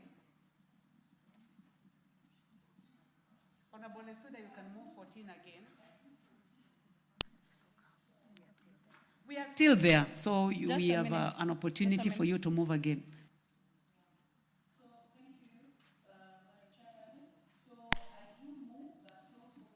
Bill be amended in subclause 1 This one, Madam Speaker, is that Article 47 of the Constitution requires administrative actions to be lawful, reasonable, and procedurally fair. So I looked at the 24 hours and I realized that someone could, something could have happened to them and they collapsed and it's 24 hours. So, and in 24 hours, maybe that person has not reported to the employer. So I thought that is quite hours is also reasonable, because also we can't have interns disappearing, and the only thing we are saying is please just notify your employer that you're not able to go to work. Thank you. Thank you. Honorable members, I now propose the question that clause 14 be amended as proposed by the Honorable Lesuda. Honorable members, I'd asked you go to the intervention button. Timothy Toroitich. Honorable Speaker, I rise to support the amendment by the chair because, Honorable Speaker, 24 hours is quite unreasonable. I think 14 days would also meet it's reasonable to the extent that someone can explain where they were, and of course that guarantees fair hearing, pursuant to Article 50 of the Constitution. Member for Baringo.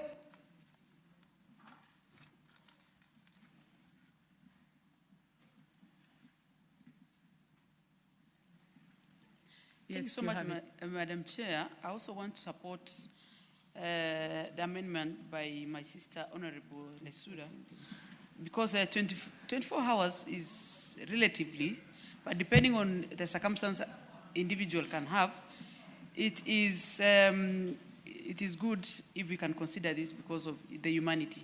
Thank you, Madam Thank Chair. you very much, Member for Baringo. The Honorable David Mboni, Member for Kitwiro. Thank you very much. I think 24 hours is quite a short period. But of course, 14 days is quite serious. 14 days is quite a lot. So I think I'd like to agree with the Mheshimiwa Bensuda that we can reduce this time to a bit, maybe 72 hours or something like that. But 14 days is. Honorable Gishimo. Honorable Chair, I also support my colleague's amendment, Honorable Naisura. I drop my amendments and go by her amendments so that these interns can also be serious in their work. And also it provides for a provision of explaining why you are absent. So I think 72 hours is good, 3 days. So you are officially, you are withdrawing Part A? Yes. But you still want to prosecute C and D? Yes. Or you have withdrawn everything? No, I'll prosecute the other two. Okay. So, honorable members, I propose the question. Honorable Dr. Nyikal. Some guidance. Would that also apply for interns that are actually on working terms, or those now will be handled with the labor laws?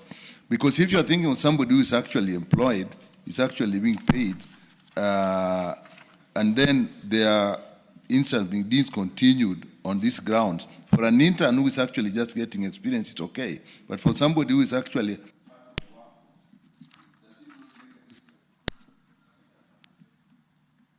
You're seeking clarification from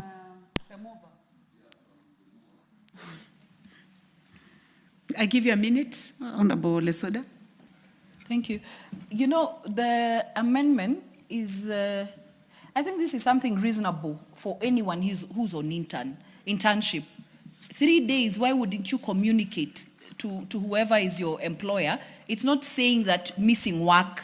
It is saying without permission or reasonable cause for a period exceeding 24 hours. So just notify your employer on why you're out of work, whether you're employed fully as an intern or you're there to gain experience.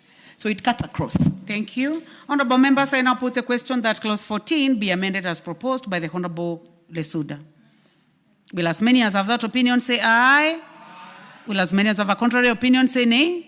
The ayes have it. Now, Honorable Gishimo, you have a chance to move your amendments. Honorable Chair, I propose that clause 14 be amended as indicated in the order paper. And I'm seeking a deletion of clause 14(1)(c) and 1D. Because one of unsatisfactory performance, that's a very unmeasurable, a vague consideration for someone to be dismissed from an internship. What is the yardstick of measuring that performance? You know, it is left to the whims of the person who the intern is under to determine what is unsatisfactory performance, unless we have a list of what is unsatisfactory performance, or even defined, then I think that is superfluous. And also D, failure to obey lawful instructions. You know, what are lawful instructions? So that also leaves the discretion of the person under whom the intern is to determine such things. So we just, I think it's fair we delete them to avoid a situation whereby an intern will be chased away or discontinued for reasons or for things that cannot be measured or ascertained. Honorable members, I propose the question that clause 14 be further amended as proposed by the Honorable Gishimu. Honorable Member for Marakwet West, Timothy Toritich. Honorable Chair, whereas I support the amendment by Honorable Gishimu, C and D, also in terms of E, commission of a criminal offense, who determines whether an offense is criminal. What I would propose, Chair, I don't know whether I'm allowed to propose an amendment at this stage, to say that once the intern has been arraigned before a court of law and charged with a criminal offense, because who determines, can the employer determine whether an offense is criminal? So now which one are you? You are supporting deletion of C and D. Chair, I'm supporting deletion of C and D, but also proposing an amendment on E to say that arraigned before a court of law and charged with the commission of a criminal offense. Because, Chair, an employer cannot determine whether an offense is criminal unless that person has been, charges have been preferred and a matter taken to a court of law, so that at least an offense has been prescribed before that particular, it is determined whether it is criminal or not. Thank you, Chair. Honorable Lesuda. Chairperson, I hear what my colleague is saying, but he cannot propose an amendment on the floor. The amendment that is before us is the one by Honorable Gishimu, which I actually support. So it's a good proposal, but there's no amendment on the floor. Actually, Honorable Lesuda, he can amend, he can further amend Honorable Gishimu's.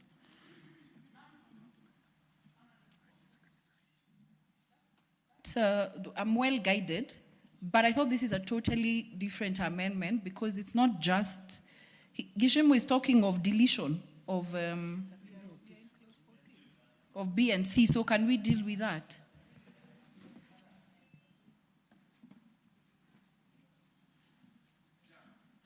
David Boni. Thank you very much. I want to support deletion as proposed by Honorable Gishimu. You know, unsatisfactory performance, to me, this is a value judgment. I mean, is the employer to determine if this person is performing or not. And therefore, I don't think something should be in the law. Because as he's saying, if you bring in the law, then you need to bring indicators to show that this person is performing or not performing. So I really support a deletion of that clause. Thank you.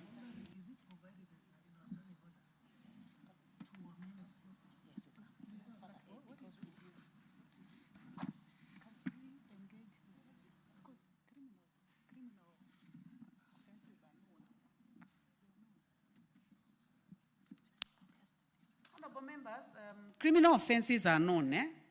Criminal offenses are known, and I would like, for the purpose of making progress, I would like now to push the question. Yes, Honorable Dr. Nyikal, I hope you can be the last on this. I think I'll be. Yeah. You know, my colleagues have said unsatisfactory can't be measured. Criminal offense again needs that, and I do support that they actually get deleted because under 15, the cabinet secretary may make regulations for the benefit of carrying out of this act. It means now if they want those details, then that is left to the cabinet secretary to bring in. So deleting them does not actually deny the system a way of getting those unsatisfactory, determining a criminal offense, because the regulations can take care of that. So I will also go that we can actually delete them. Honorable members, I'll put the question.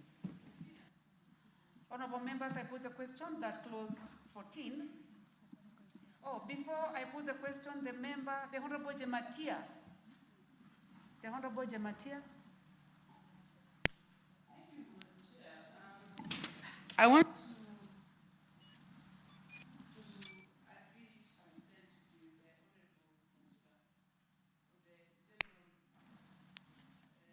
clauses, specifically the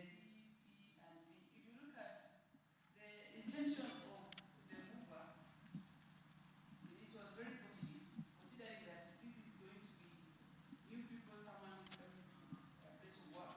And if you look at the gross and salary conduct and performance, they should be aware that this should also come out as much as deleting proposal is good. There should also be a proper guidance on how this procedure should be done. In place of that return, things are poor. What about the what is in the office so that we as we do this, we use a proper guidance on that. Honorable. I want to put the question, honorable members. Honorable members, and I'll put the question that clause 14 be further amended as proposed by the Honorable Gishimu. Will as many as have that opinion say aye? Will as many as have a contrary opinion say nay? Honorable members, I do not have a vote. I have no, so I'm going to put the question again. I now put the question that clause 14 be further amended as proposed by the Honorable Gishimu. Will as many as have that opinion say aye? Aye. Will as many as have contrary opinion say nay? The ayes have it. And I now put the question that clause 14 as amended be part of the bill. Will as many as have that opinion say aye? Will as many as have contrary opinion say nay? The ayes have it. Clause 15. I propose the question that clause 15 be part of the bill. Honorable Gishimu.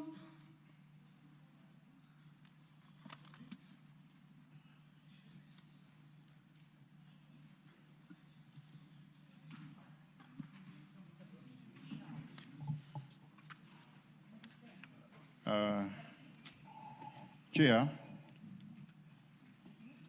I propose to amend, to have clause 15 amended by deleting the word may and substituting shall. The cabinet secretary shall make regulations for the better carrying out of the provision. Because if we leave it as it is, then it does not obligate the cabinet secretary to make those regulations. Thank you. Honorable members, I propose the question that clause 15 be amended as proposed by the Honorable Gishimu. Yes, Honorable Sunkuli. Madam Chair, the Honorable Gishimu is the Vice Chair of Delegated Legislation committee where we both sit, and this is where they get the power, but it is really difficult to put this as a mandatory clause. Let it be a discretionary matter that the Cabinet Secretary will undertake. Because if you compel him to make regulations, he will make the regulations whether they are necessary for the better carrying out. But all of these enabling provisions in other acts have always been discretionary. So I would urge him, although he's my boss there, to just drop that one.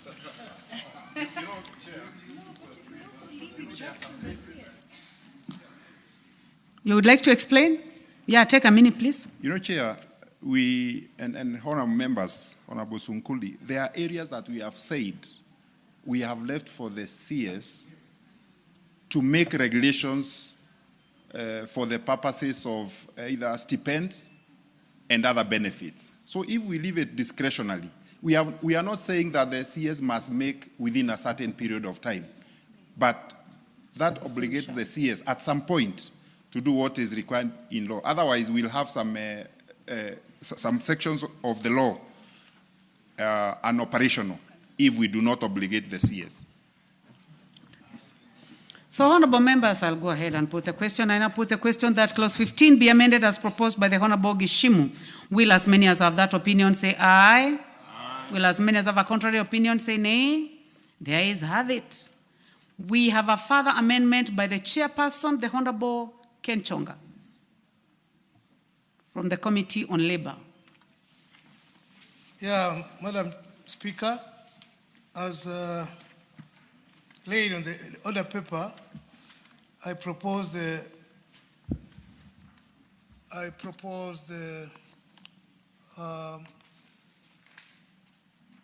recommendation as made, the justification being that the amendment seeks to provide the regulations that the regulation shall be made by the Cabinet Secretary in consultation with the state organs as defined in the Constitution, and also to provide the extent and limits of the powers delegated to the Cabinet Secretary as provided in the Constitution.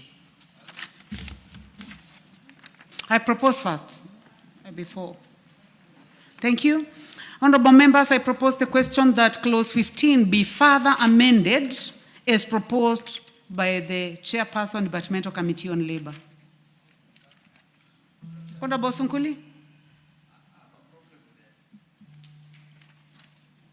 I have a problem with that because clause 15 is a provision on delegated legislation. And this one seems to produce another issue.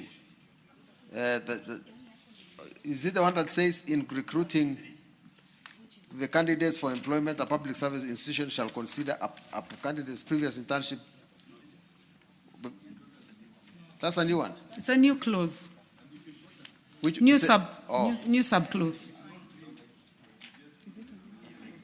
From my notes, it's a new subclause. And then let me reserve my comment.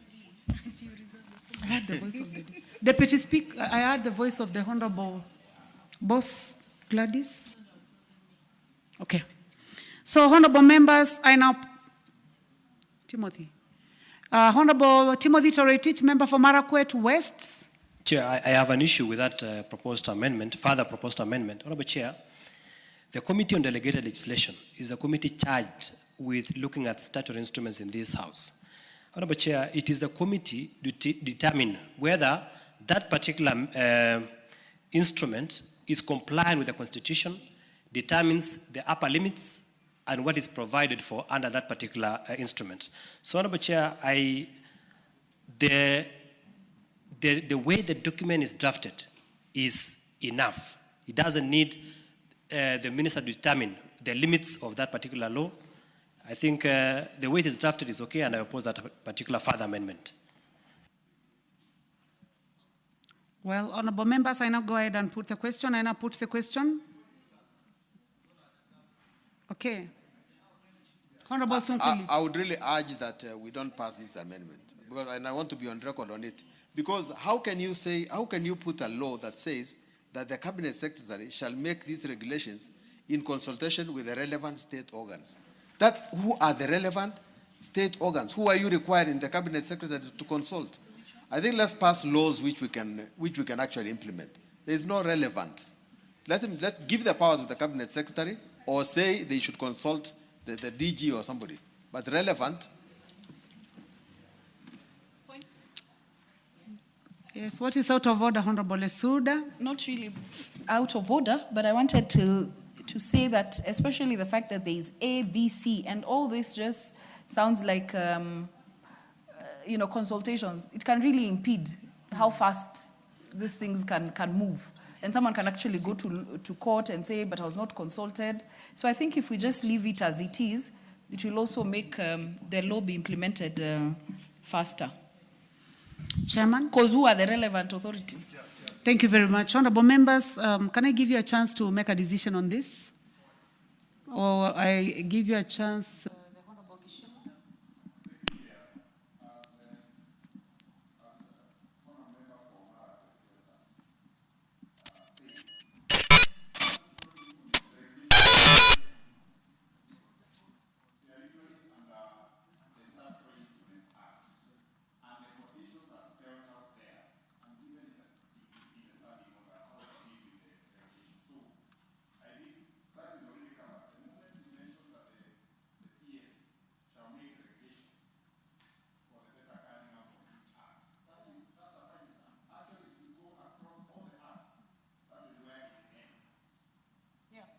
So, honorable members, I now put the question that clause 15 be further amended as proposed by the chairperson Departmental Committee on Labor. Will as many as have that opinion say aye? Aye. Will as many as have a contrary opinion say nay? The nays have it. I now put the question that clause 15 as amended be part of the bill. Will as many as have that opinion say aye? Will as many as have a contrary opinion say nay? The ayes have it. New clauses. New clause 14A.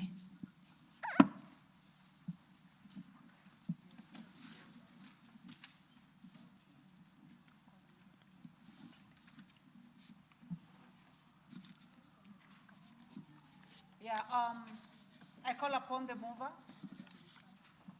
the Honorable Dr. Nikal, to move second reading of the new clause.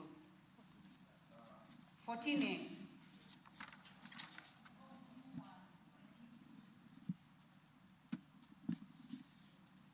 Proceed, Dr. Nikal. Can you give him the mic? Thank you, Chair. I wish to move that clause 14A be now read a second time. And, Madam Chair, the essence of this is that the regulatory authority will not lay a fee on an institution offering registration internship. Mr. Speaker, I say this because some regulatory authorities have actually delayed the fee, and it's a big problem. Because these people agree to take up the interns, in pay them support. It's not fair, again, to charge the same institution some fee. And so I think we need to now give the institution free to take the interns, if possible, pay them, but not pay fees on them. With that, I need to ask somebody to second. I propose first. Honorable members, I propose the question that new clause 14A be now read a second time. Honorable Sunguli? I'm in a difficult position of having to, again, Dr. Nikal being my chairman of the Health Committee. But I agree with the concept that he has made, except that it needs to be followed with a definition of the word pre-registration. Because pre-registration is not known in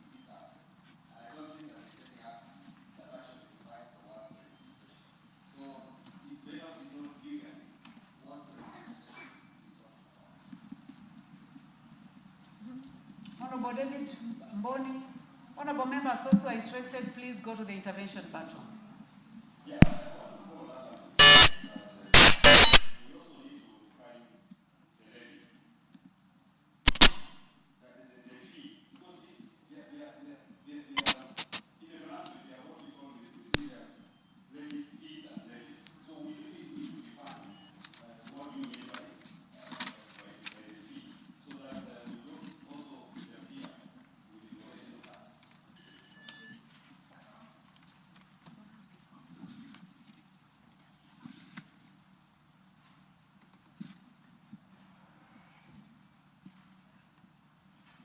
Honorable members, I'll go ahead and put the question that clause 14A be now read a second time.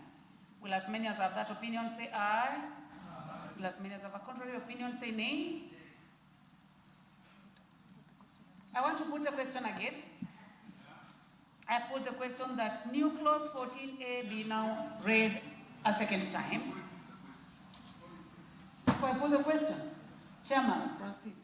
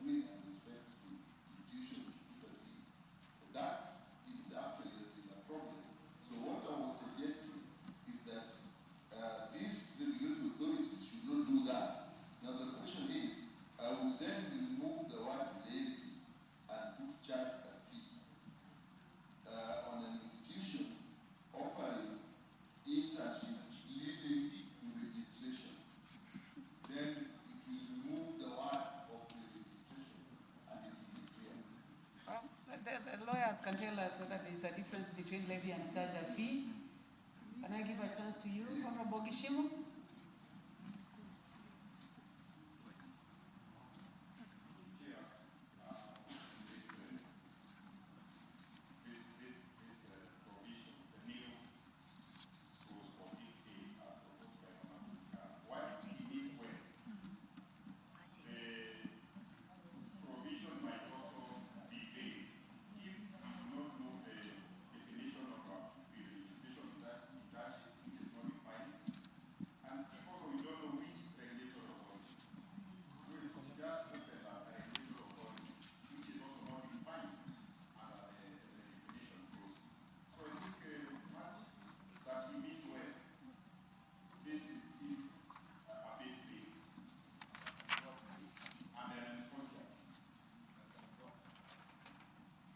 Well, I'll be putting the question shortly.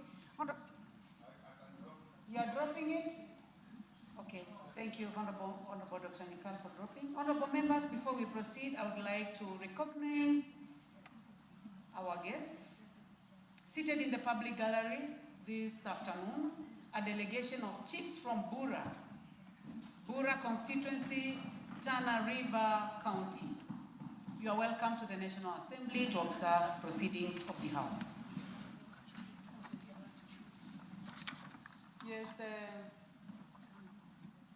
Yes, the Honorable Member, you would like to say something?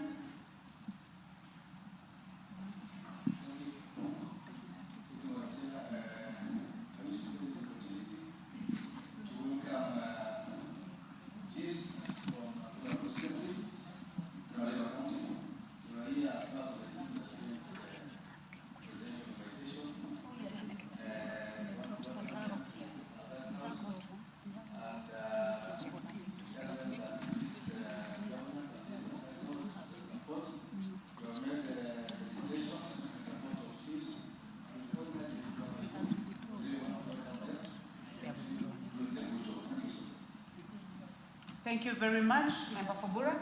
So the Honorable Dr. Nikal has dropped new clause 14, and for purposes of clarity, we do not have any new clause 14A.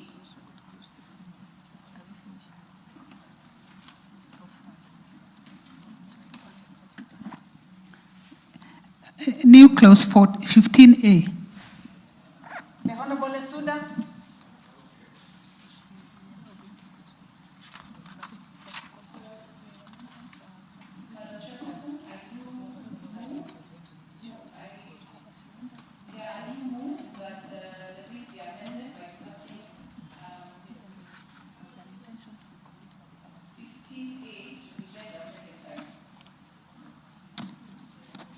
Thank you. I propose the question that new clause 15A be now read a second time.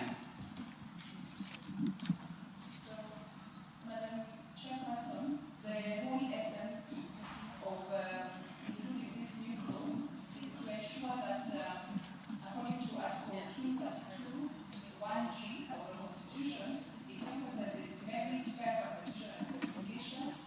And so, high internship provides relevant public sector experience and demonstrates capability which is consistent with merit-based recruitment, so that any individual who has gone through internship is then favored in terms of giving them more priority or probably even some marks to see that that internship actually counts.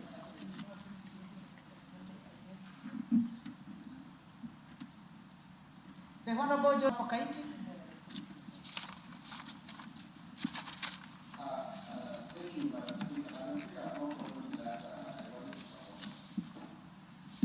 Support.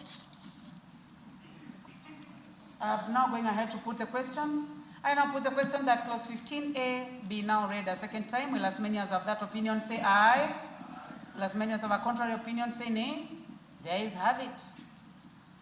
I propose the question that the new clause 15A be part of the bill.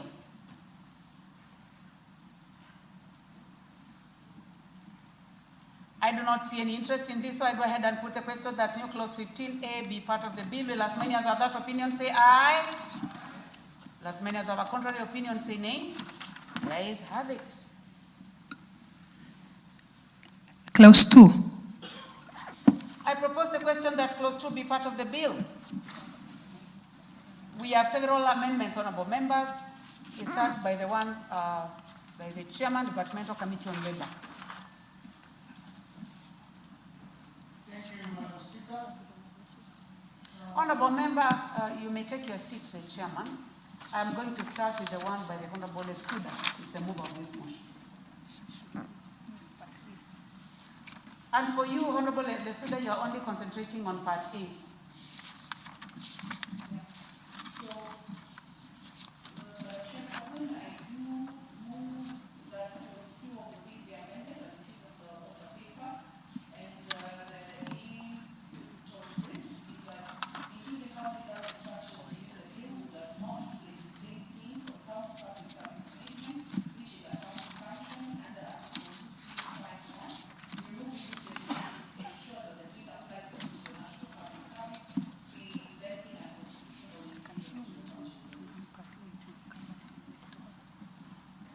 I propose the question that clause 2 be amended as proposed by the Honorable Lesuda.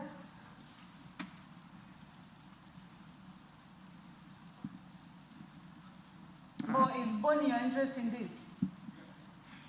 Proceed.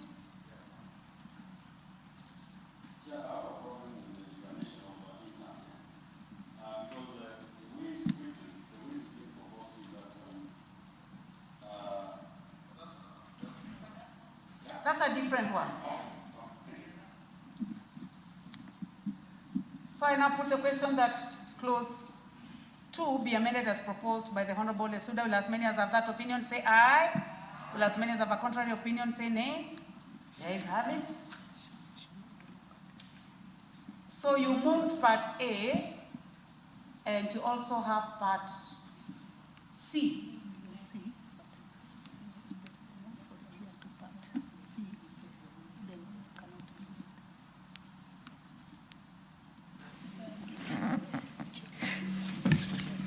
Thank you, Chairperson. Let me give a chance to the chair of the committee, because I think both of you have interest in the same. Chairman, please. Madam Speaker, I fully support the proposal by Honorable Lesuda. I have no problem with that.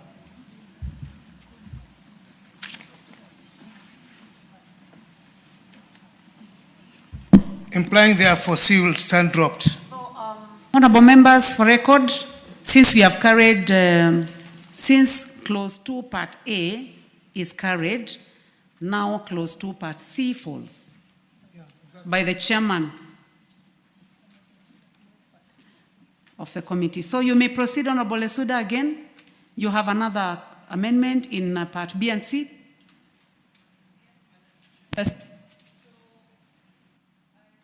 that clause 2B of the bill be amended as it is in the order paper. That is, we're deleting the definition of the County Public Service Board now that we have dropped the issues of counties. Please put the two together.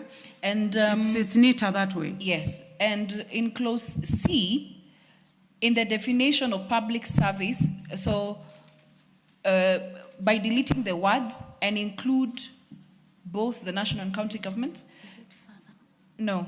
So, Madam Chairperson, it's just substituting, therefore, the words in the national government, and we drop everything to do with county government. So please be keen because you realize that these amendments are overlapping. Yeah. So I propose the question that clause 2 be further amended as proposed by the Honorable Lesuda. I now put the question that clause 2 be amended as further amended as proposed by Lesuda. Will as many as have that opinion say aye? Will as many as have a contrary opinion say nay? The ayes have it.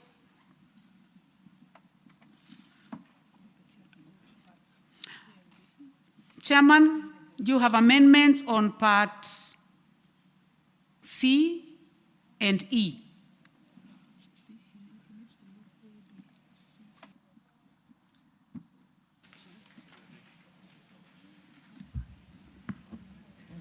Madam Speaker, I think I'm already on record. Chair, please move all your amendments, apart from C. Sorry? All your amendments apart from C. Thank you, Madam Speaker. And under my justification, part A is to ensure that the Cabinet Secretary responsible in regard to matters relating to the recruitment of interns is the Cabinet Secretary responsible for matters relating to public service. And B, there's a need for a deletion of the definition of certificate, as the intern is used in two different contexts in the bill. The term is used in clause 7, subsection 1, to refer to a person with a certificate qualification as a person eligible for internship, while clause 8.1 provides that a public institution shall issue certificates of internship to interns upon successful completion of the internship program. Honorable members, I propose the question that clause 2 be further amended as proposed by the chairman.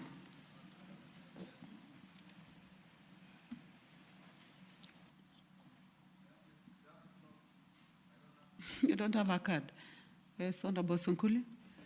Madam Chair, I support the deletion of the word certificate, especially because there would be too many definitions. Under the Kenya National Examinations Council Act, it would be a different definition from this, and at any rate, it's not very clear what kind of certificate that would be.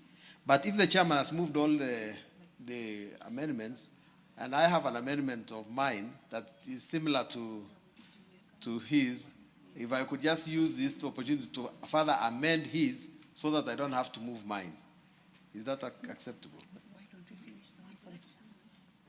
We can finish the ones for the chairman, then. Mine is very small on C. That is in the definition of internship by deleting. You to move later. All right, but. Yes, you may. Please go ahead and speak. Under C, he wants the definition of the word internship by deleting the word "and" and substituting therefore the word "or" is what I had also proposed. But, Madam Chair, I support that one. Yeah. I can see that you have your opportunity to move your amendment. But it will be relevant after. It will be relevant that time. It will not be, because I was just wanting to delete another word, future, but it doesn't matter. I will drop mine when it comes. I wanted to make it neater. I would like to hear you. Yeah, just look at the word intern, internship. The second last line says that an intern can have either acquisition to enhance future employability. I was proposing to amend his amendment by also deleting the word future and leaving it just as employability. But the rest of and, fulfill legal requirements, we all agree that it's not and, it is or. So I agree with the chairman, but I ask him to accommodate the deletion of the word future so that it leaves employability. Then they'll be together with mine.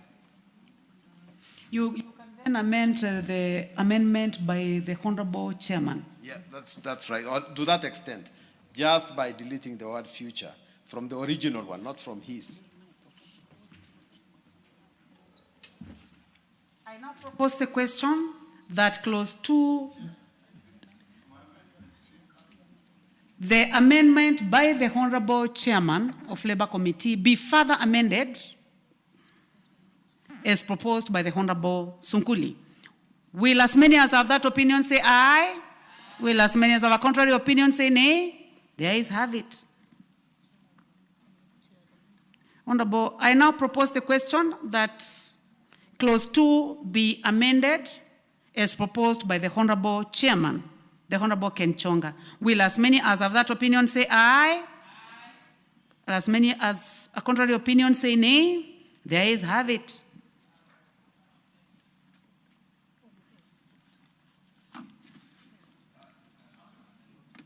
We have another amendment by...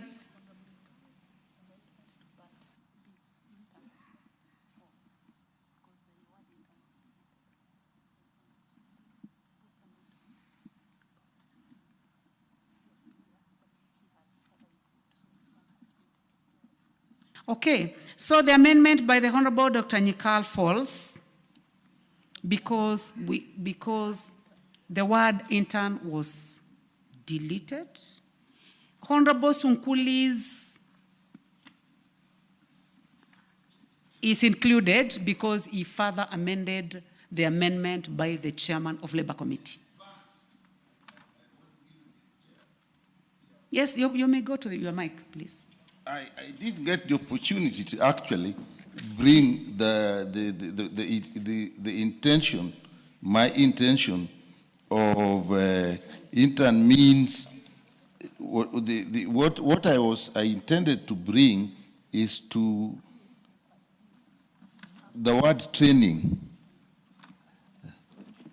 So let me just get because. But Dr. Nyikal, your proposed amendment on clause 2, part A, you can still go ahead.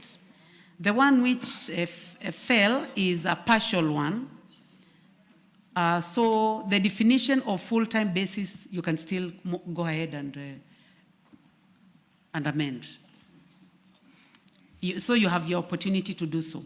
Yeah, then I beg to move that we actually meant as in the order paper, and we have a new definition in proper alphabetical sequence, full-time basis, meaning the maximum number of hours in a week as stipulated by an employer. So that really will mean the issue of experience that is required before somebody gets to registration. Yep. Thank you. Honorable members, I propose the question that clause 2 be further amended as proposed by the Honorable Dr. Nyikal. I do not see any interest in this. So, honorable members, I now put the question that clause 2 be further amended as proposed by the Honorable Dr. Nyikal. Will as many as have that opinion say aye? Will as many as have a contrary opinion say nay? The ayes have it.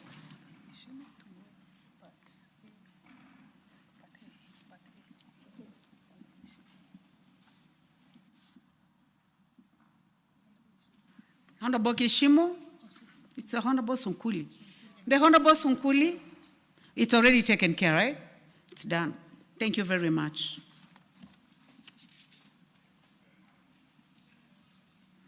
I now propose the question that clause, I now put the question that clause 2. Chair, if you look at the order paper, I also had proposed amendments under clause 2.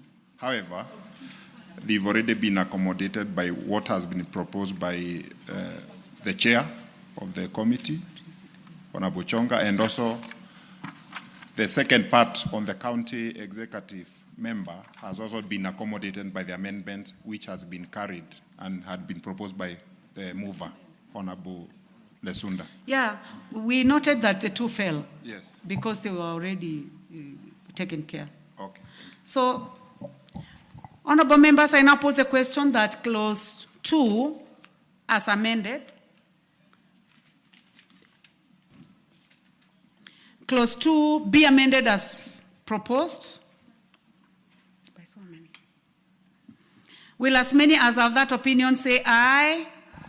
Will as many as have a contrary opinion say nay? The ayes have it. I now put the question that clause 2, as amended, be part of the bill. Will as many as have that opinion say aye? Will as many as have contrary opinion say nay? The ayes have it.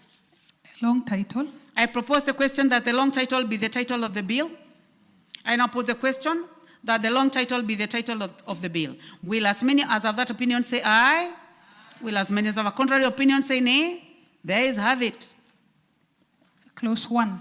I propose the question that clause 1 be part of the bill.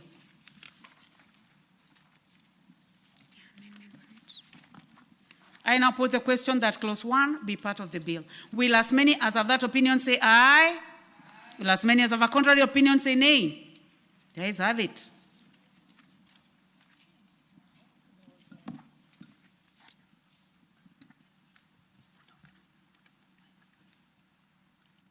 There was some issue about clause 7.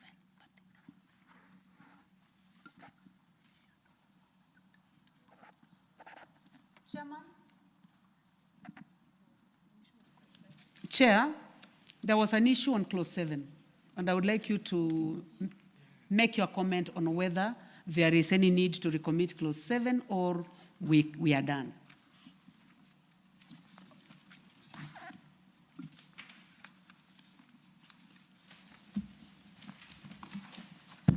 Madam Speaker, I think as discussed and contributed, I have no further issue on this matter. Thank you very much. So no recommittals. Honorable members, thank you very much for your patience. You notice that when we have amendments by different members on the same clause, it takes much, much longer than usual. So thank you very much for your patience. We have the end.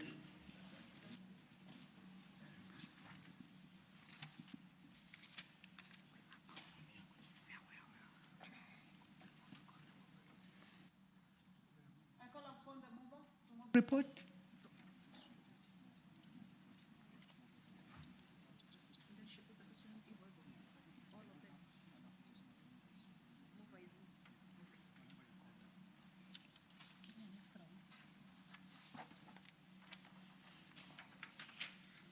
Take your time, Honorable Lesuda.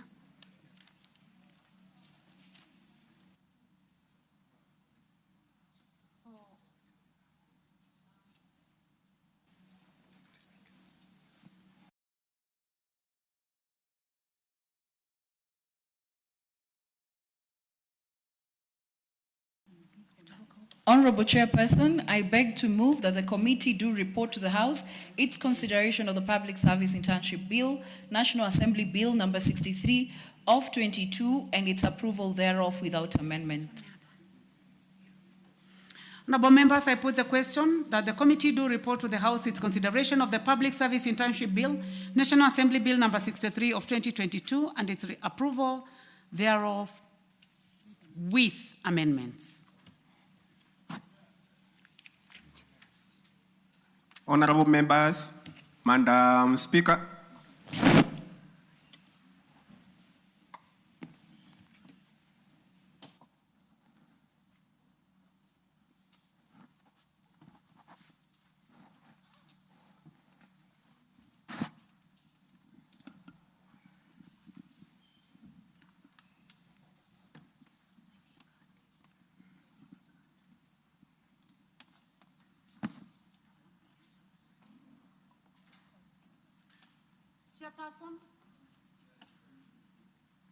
Chairperson?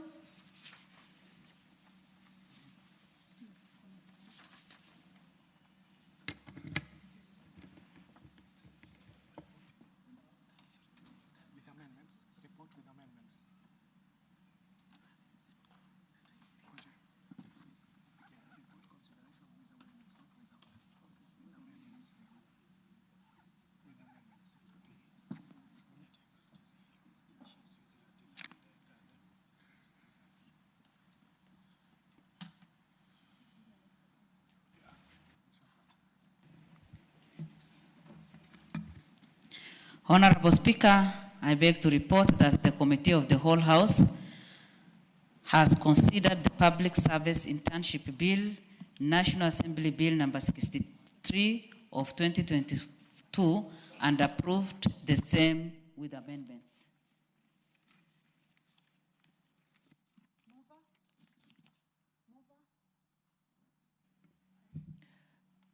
Honorable Speaker, I beg to move that this House do agree with the report of the Committee of the Whole House on its consideration of the Public Service Internship Bill, National Assembly Bill number 63 of 2022. I also request Honorable Gishemo to second the motion. Honorable Speaker, I second.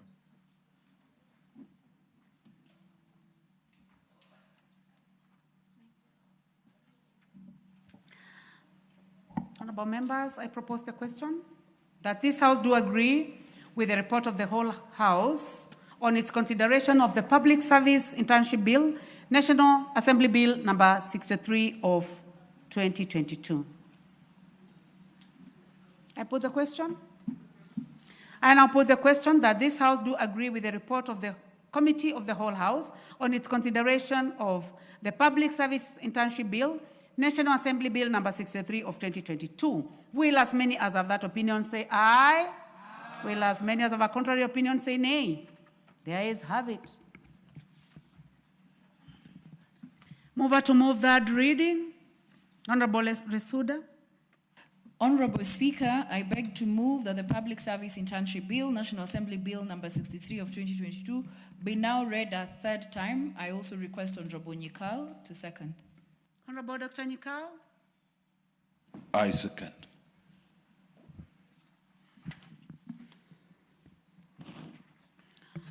Honorable members, I propose the question, which is that the Public Service Internship Bill, National Assembly Bill number 63 of 2022 be now read a third time. Yes, Honorable Lesuda. Thank you very much, Madam Speaker. I want to take this opportunity to most sincerely thank each and every member who has contributed to this bill from the time it was first read in this House. I'd like to thank the committee, especially the chairperson and the Committee of Labor, for the intense engagement that we had when I appeared before them, and even for the support of this bill, Madam Speaker, having known that they have other amendments on the public service matters, but they really gave this consideration. I'd also like to thank the Office of the Clerk through Table Office and everybody else, the legal person who really helped me with this amendment. And I'd also like to thank Honorable Dr. Nyikal, Honorable Geshimo, Honorable Sunkuli, who looked at the bill and came up with the amendments. There are many members here who have worked with me, Honorable Timothy, Honorable Renee, and others, Madam Speaker, who took keen interest on this bill. I do really pray, because I know that there were regulations on how we treated interns or how we treat interns in the public sector, but now with the legal document, the law, I am certain that the interns will be treated better in this country, and they will also gain the requisite experience as they go on with their work. And I also thank Dr. Nyikal for bringing in the issue of other interns, like those who, the teachers, and also those in the medical field. I do appreciate that. Thank you so much, Madam Speaker, and thank you to everyone. Thank you. The Honorable Dr. Nyikal. Thank you, Madam Speaker. This is actually a very important bill because the issue of interns actually had become abusive in some ways. A lot of young people were taken into institutions. Sometimes they actually did meaningful work, and sometimes there was no regulation. They spent time there. At the end of it, you couldn't be quite certain what they did. But more importantly, Madam Speaker, this bill with amendments has attempted to actually put a very clear distinction between internship that we normally expose young people to so that they get experience and so that they acquire some skills from interns who, apart from getting experience and acquiring some skill, actually require to be by regulatory authorities to be registered. So now we have something guiding how they're registered, guiding how they're remunerated. But I'm sure that as we implement this, and I noticed that the Cabinet Secretary has been given the authority to do regulations, we'll actually find a lot of areas that need to be strengthened. In fact, after some time, I presume that we may even have to have amendments, particularly in areas that deal with professional experience pre-registration. Because many times you have heard people saying these are students and they are not workers, and therefore they cannot be remunerated properly. This bill is taking us in that direction. With that, I thank you, Honorable Speaker. Honorable Mayaka, would you like to comment? I can see you have Thank you, Honorable hit Speaker. the intervention button. Yes, I did, Honorable Speaker. Thank you, Honorable Speaker, for the opportunity. I also just want to take this time to thank the Honorable Lesuda for this very progressive bill. And Honorable Speaker, this is one space that has not really had proper structures. And this bill offers that for especially in the public sector and to those who will be taking internship work, especially after college and university. Honorable Speaker, speaking from experience, having gone through internship in the private sector and seeing the difference with what is experienced in the public sector, I think this is a very a good direction that we are taking as a House. And for me, it just gives me joy that we are able to legislate and bring structures to institutions and spaces that did not have that in the first place. So many thanks to the Honorable Lesuda for this and all the members who contributed to enriching it. I thank you. Honorable Gishimo.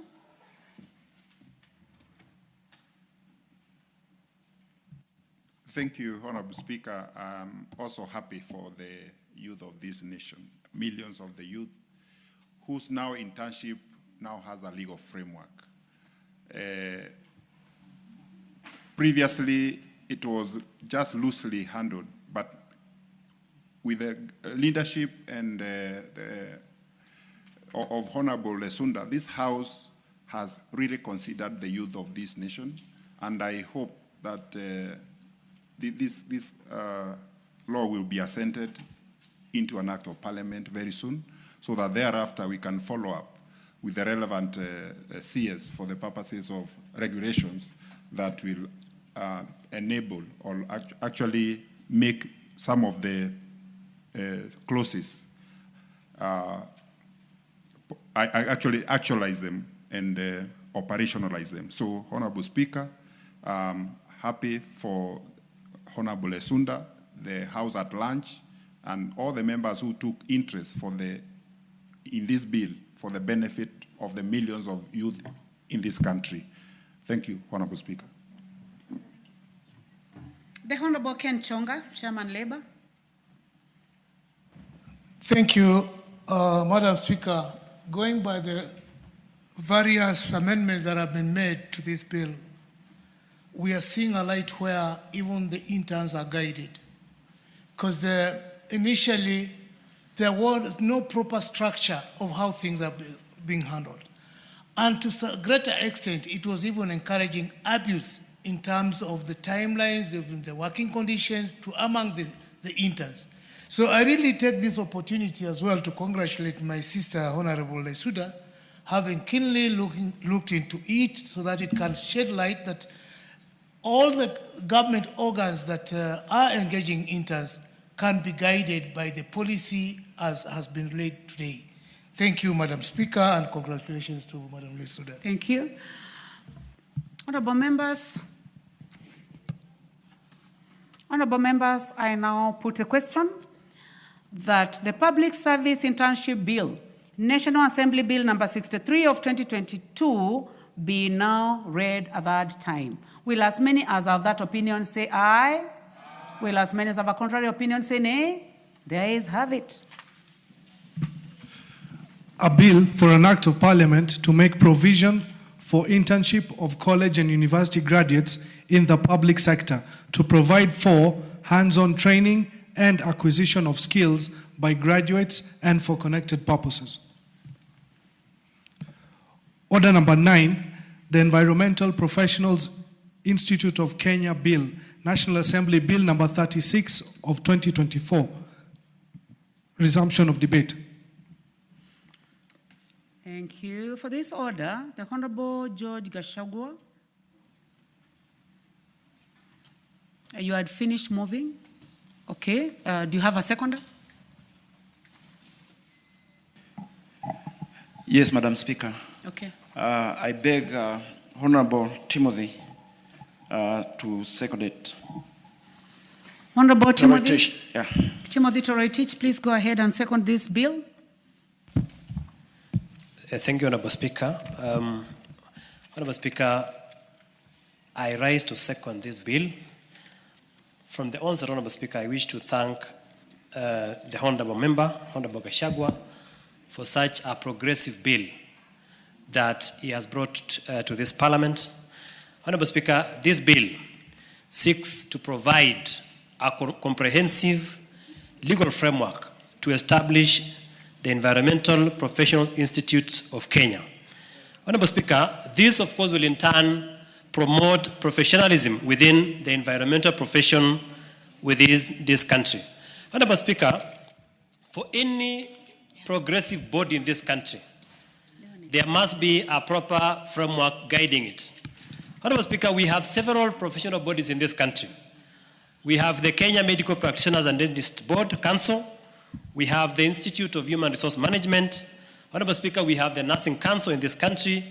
We have the Law Society of Kenya, in which I am proudly a member of. Honorable Speaker, we have Kenya Institute of Supplies Management. So many institutions that are properly regulated in this country. Honorable Speaker, we have quacks or masqueraders who are pretending to be professionals in certain bodies that they are not.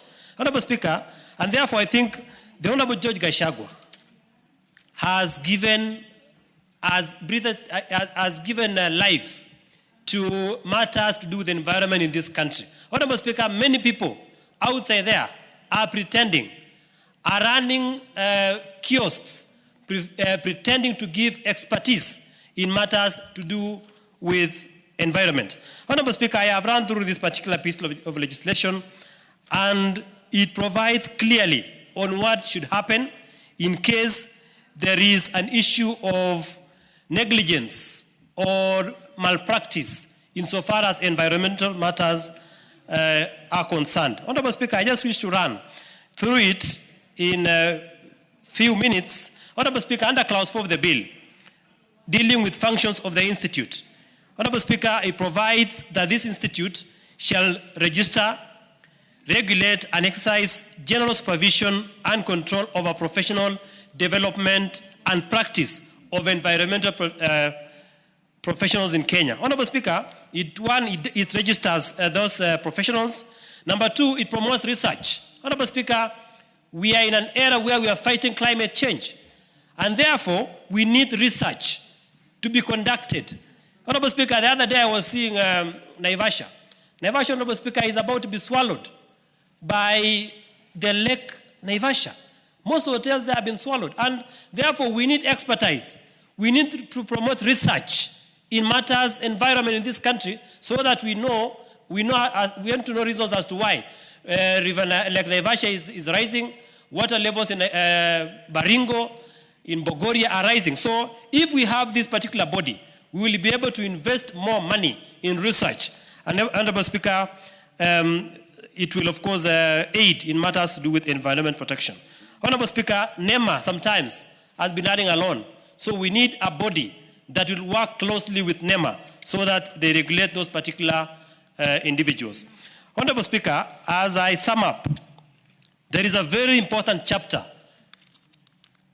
in Part 4, Clause 31, on how to deal with professional misconduct insofar as environmental matters is concerned. Honorable Speaker, that particular clause provides that a person registered as an environmental professional commits an act of professional misconduct if such a person fails to follow the laid down procedures. Number 2, Honorable Speaker, commits gross negligence in the conduct of professional practice. Number 3, Madam Speaker, releases information that is false to a client.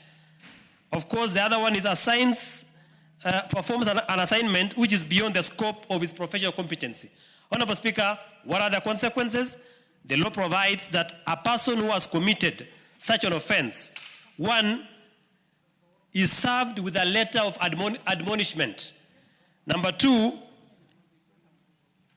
is of course removed from the register. Honorable Speaker, the reason as to why such bodies as LSK, as Engineers Board of Kenya are performing so well is because they have a legislation that is very comprehensive, that gives limits as to the extent to which a professional may act. Honorable Speaker, even the act of cancelling, of issuing a practicing certificate to environmental experts is very important. Honorable Speaker, I thank the Honorable Member, Honorable George Gashagwa. I rise to support and second the letter, the spirit, and the intent of this particular law, which is the Environmental Professional Institute Bill of Kenya 2024. Thank you, Honorable Speaker. I second. Thank you. Oh, members, after such an eloquent moving and seconding, I now propose the question that the Environmental Professionals Institute of Kenya Bill, National Assembly Bill number 36 of 2024, be now read a second time. On my board, I can see the Honorable Kichimu, the Honorable Sane, followed by the Honorable Mayaka. Thank you, Mr. Speaker. Mr. Speaker, the environment is a very wide sector, so wide with a multitude of professionals practicing within the realm of the environment. Mr. Speaker, the manner in which this sector has been handled was so chaotic, ad hoc, with a lot of unprofessional things done around the environment, Mr. Speaker. How environmental audits were done wasn't satisfactory. How environmental impact assessment, they were merely paperwork, then the real professional, it didn't give the professional test so required for such a sensitive aspect of the human life. Mr. Speaker, human life entirely revolves mostly on the environment, how we handle and manage the environment. We can't be careless about it. So this bill is a wonderful bill, a bill that attempts to bring all professionals into one house, to create the right human pool so that it is a regulator for the first time. NEMA has been doing this. It is the focal point for all environmental issues, both at local and international level. It is the focal point for climate change. It has been weighed down by the real environmental issues, but we lack a regulator. And I believe this is the best thing that has come at this time, trying to regulate the chaos around the management of our environment. Mr. Speaker, this bill attempts to enhance research on the environment, to create the right think tanks to make sure that contemporary matters, new ways of handling environmental issues are brought to the fore and the professionals behave in a manner to be updated, to be abreast of the new developments on matters environment. Secondly, Mr. Speaker, it enhances community development in a big way. If this bill passes, there will be a network of professionals that will be collaborating, supporting, and trying to exchange knowledge so that the best practices are the ones at play and will be the tools of trade for this regulator, Mr. Speaker.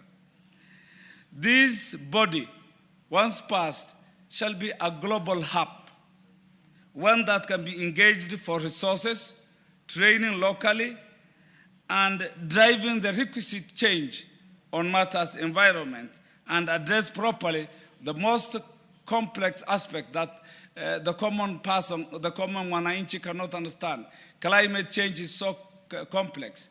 This body is the one that will unpack and make sure that it is understandable to every Kenyan, be they policy makers or government technocrats, Mr. Speaker.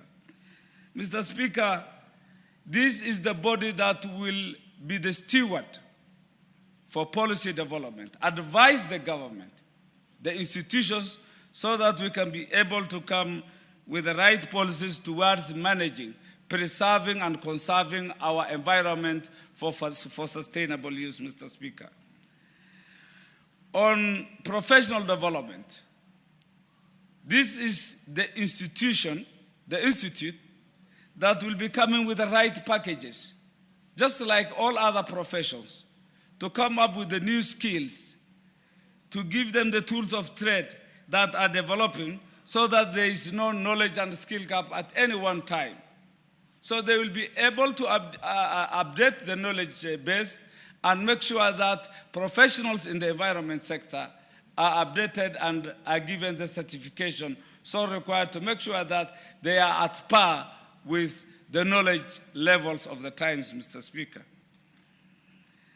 And finally, for us to live well with all the challenges, the complexities of the climate change, there needs to be a sustainable way of developing our environment, protecting our environment. And that comes with the regulation component, making sure that they have to set the bar in terms of standards, ethics for all actors or professionals of this body. That standards are the ones to be met, and anybody who doesn't meet the standard will be deemed to be a quack and licenses will be withdrawn. So it is a regulator perfectly to make sure that anybody who is within this institute or an environmentalist keeps to the scope and the standards required or expected of him or her. Mr. Speaker, it will also enhance members of this body to be agents of change at whichever level, at their workplace or at any other place they are, to make sure that they foster the change so required, to make sure that our environment is always at the equilibrium. It is not disturbed to the detriment of man.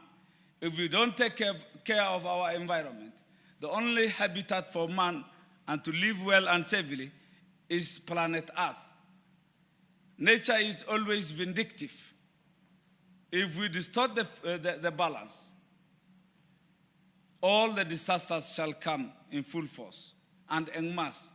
So to make sure that we live in harmony with our environment and make sure that the resources on planet Earth are used wisely and in a sustainable manner, we need a regulator, a prefect, to make sure that all we do, whether it is to industrialize, whether it is farming, all aspects, components of our life evolve around making sure that the environment is always intact and maintained. With those few remarks, Mr. Speaker, I support the motion. Thank you. Mayaka, I don't know whether you want to take 2 minutes, then, go ahead. Thank you very much, Honorable Speaker, and yes, I'll be very brief. Honorable Speaker, I want to also support this particular bill and thank the Honorable George Gachagua for even bringing it to the House. Because, Honorable Speaker, having interacted so much with the environmental professions, this is a very important bill because it allows them to have networking opportunities. It allows them to have to be able to even develop further their profession.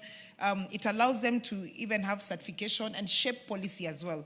Honorable Speaker, if you pick the example of the professional institutions for accountants, for certified public secretaries, for lawyers, all the institutions that we do have, and the kind of benefits that they get from being able to interact with each other. And even for us who are within the climate change caucus and we want to have an opportunity to enrich the laws that we do have, this will be very important and structured for us to be able to engage with the environmental professions, for us to be able to enrich the laws that we have in this country. So, Honorable Speaker, with those few remarks, I beg to support this bill and I submit. I thank you. Honorable Gichim is a chance of 2 minutes. Go ahead.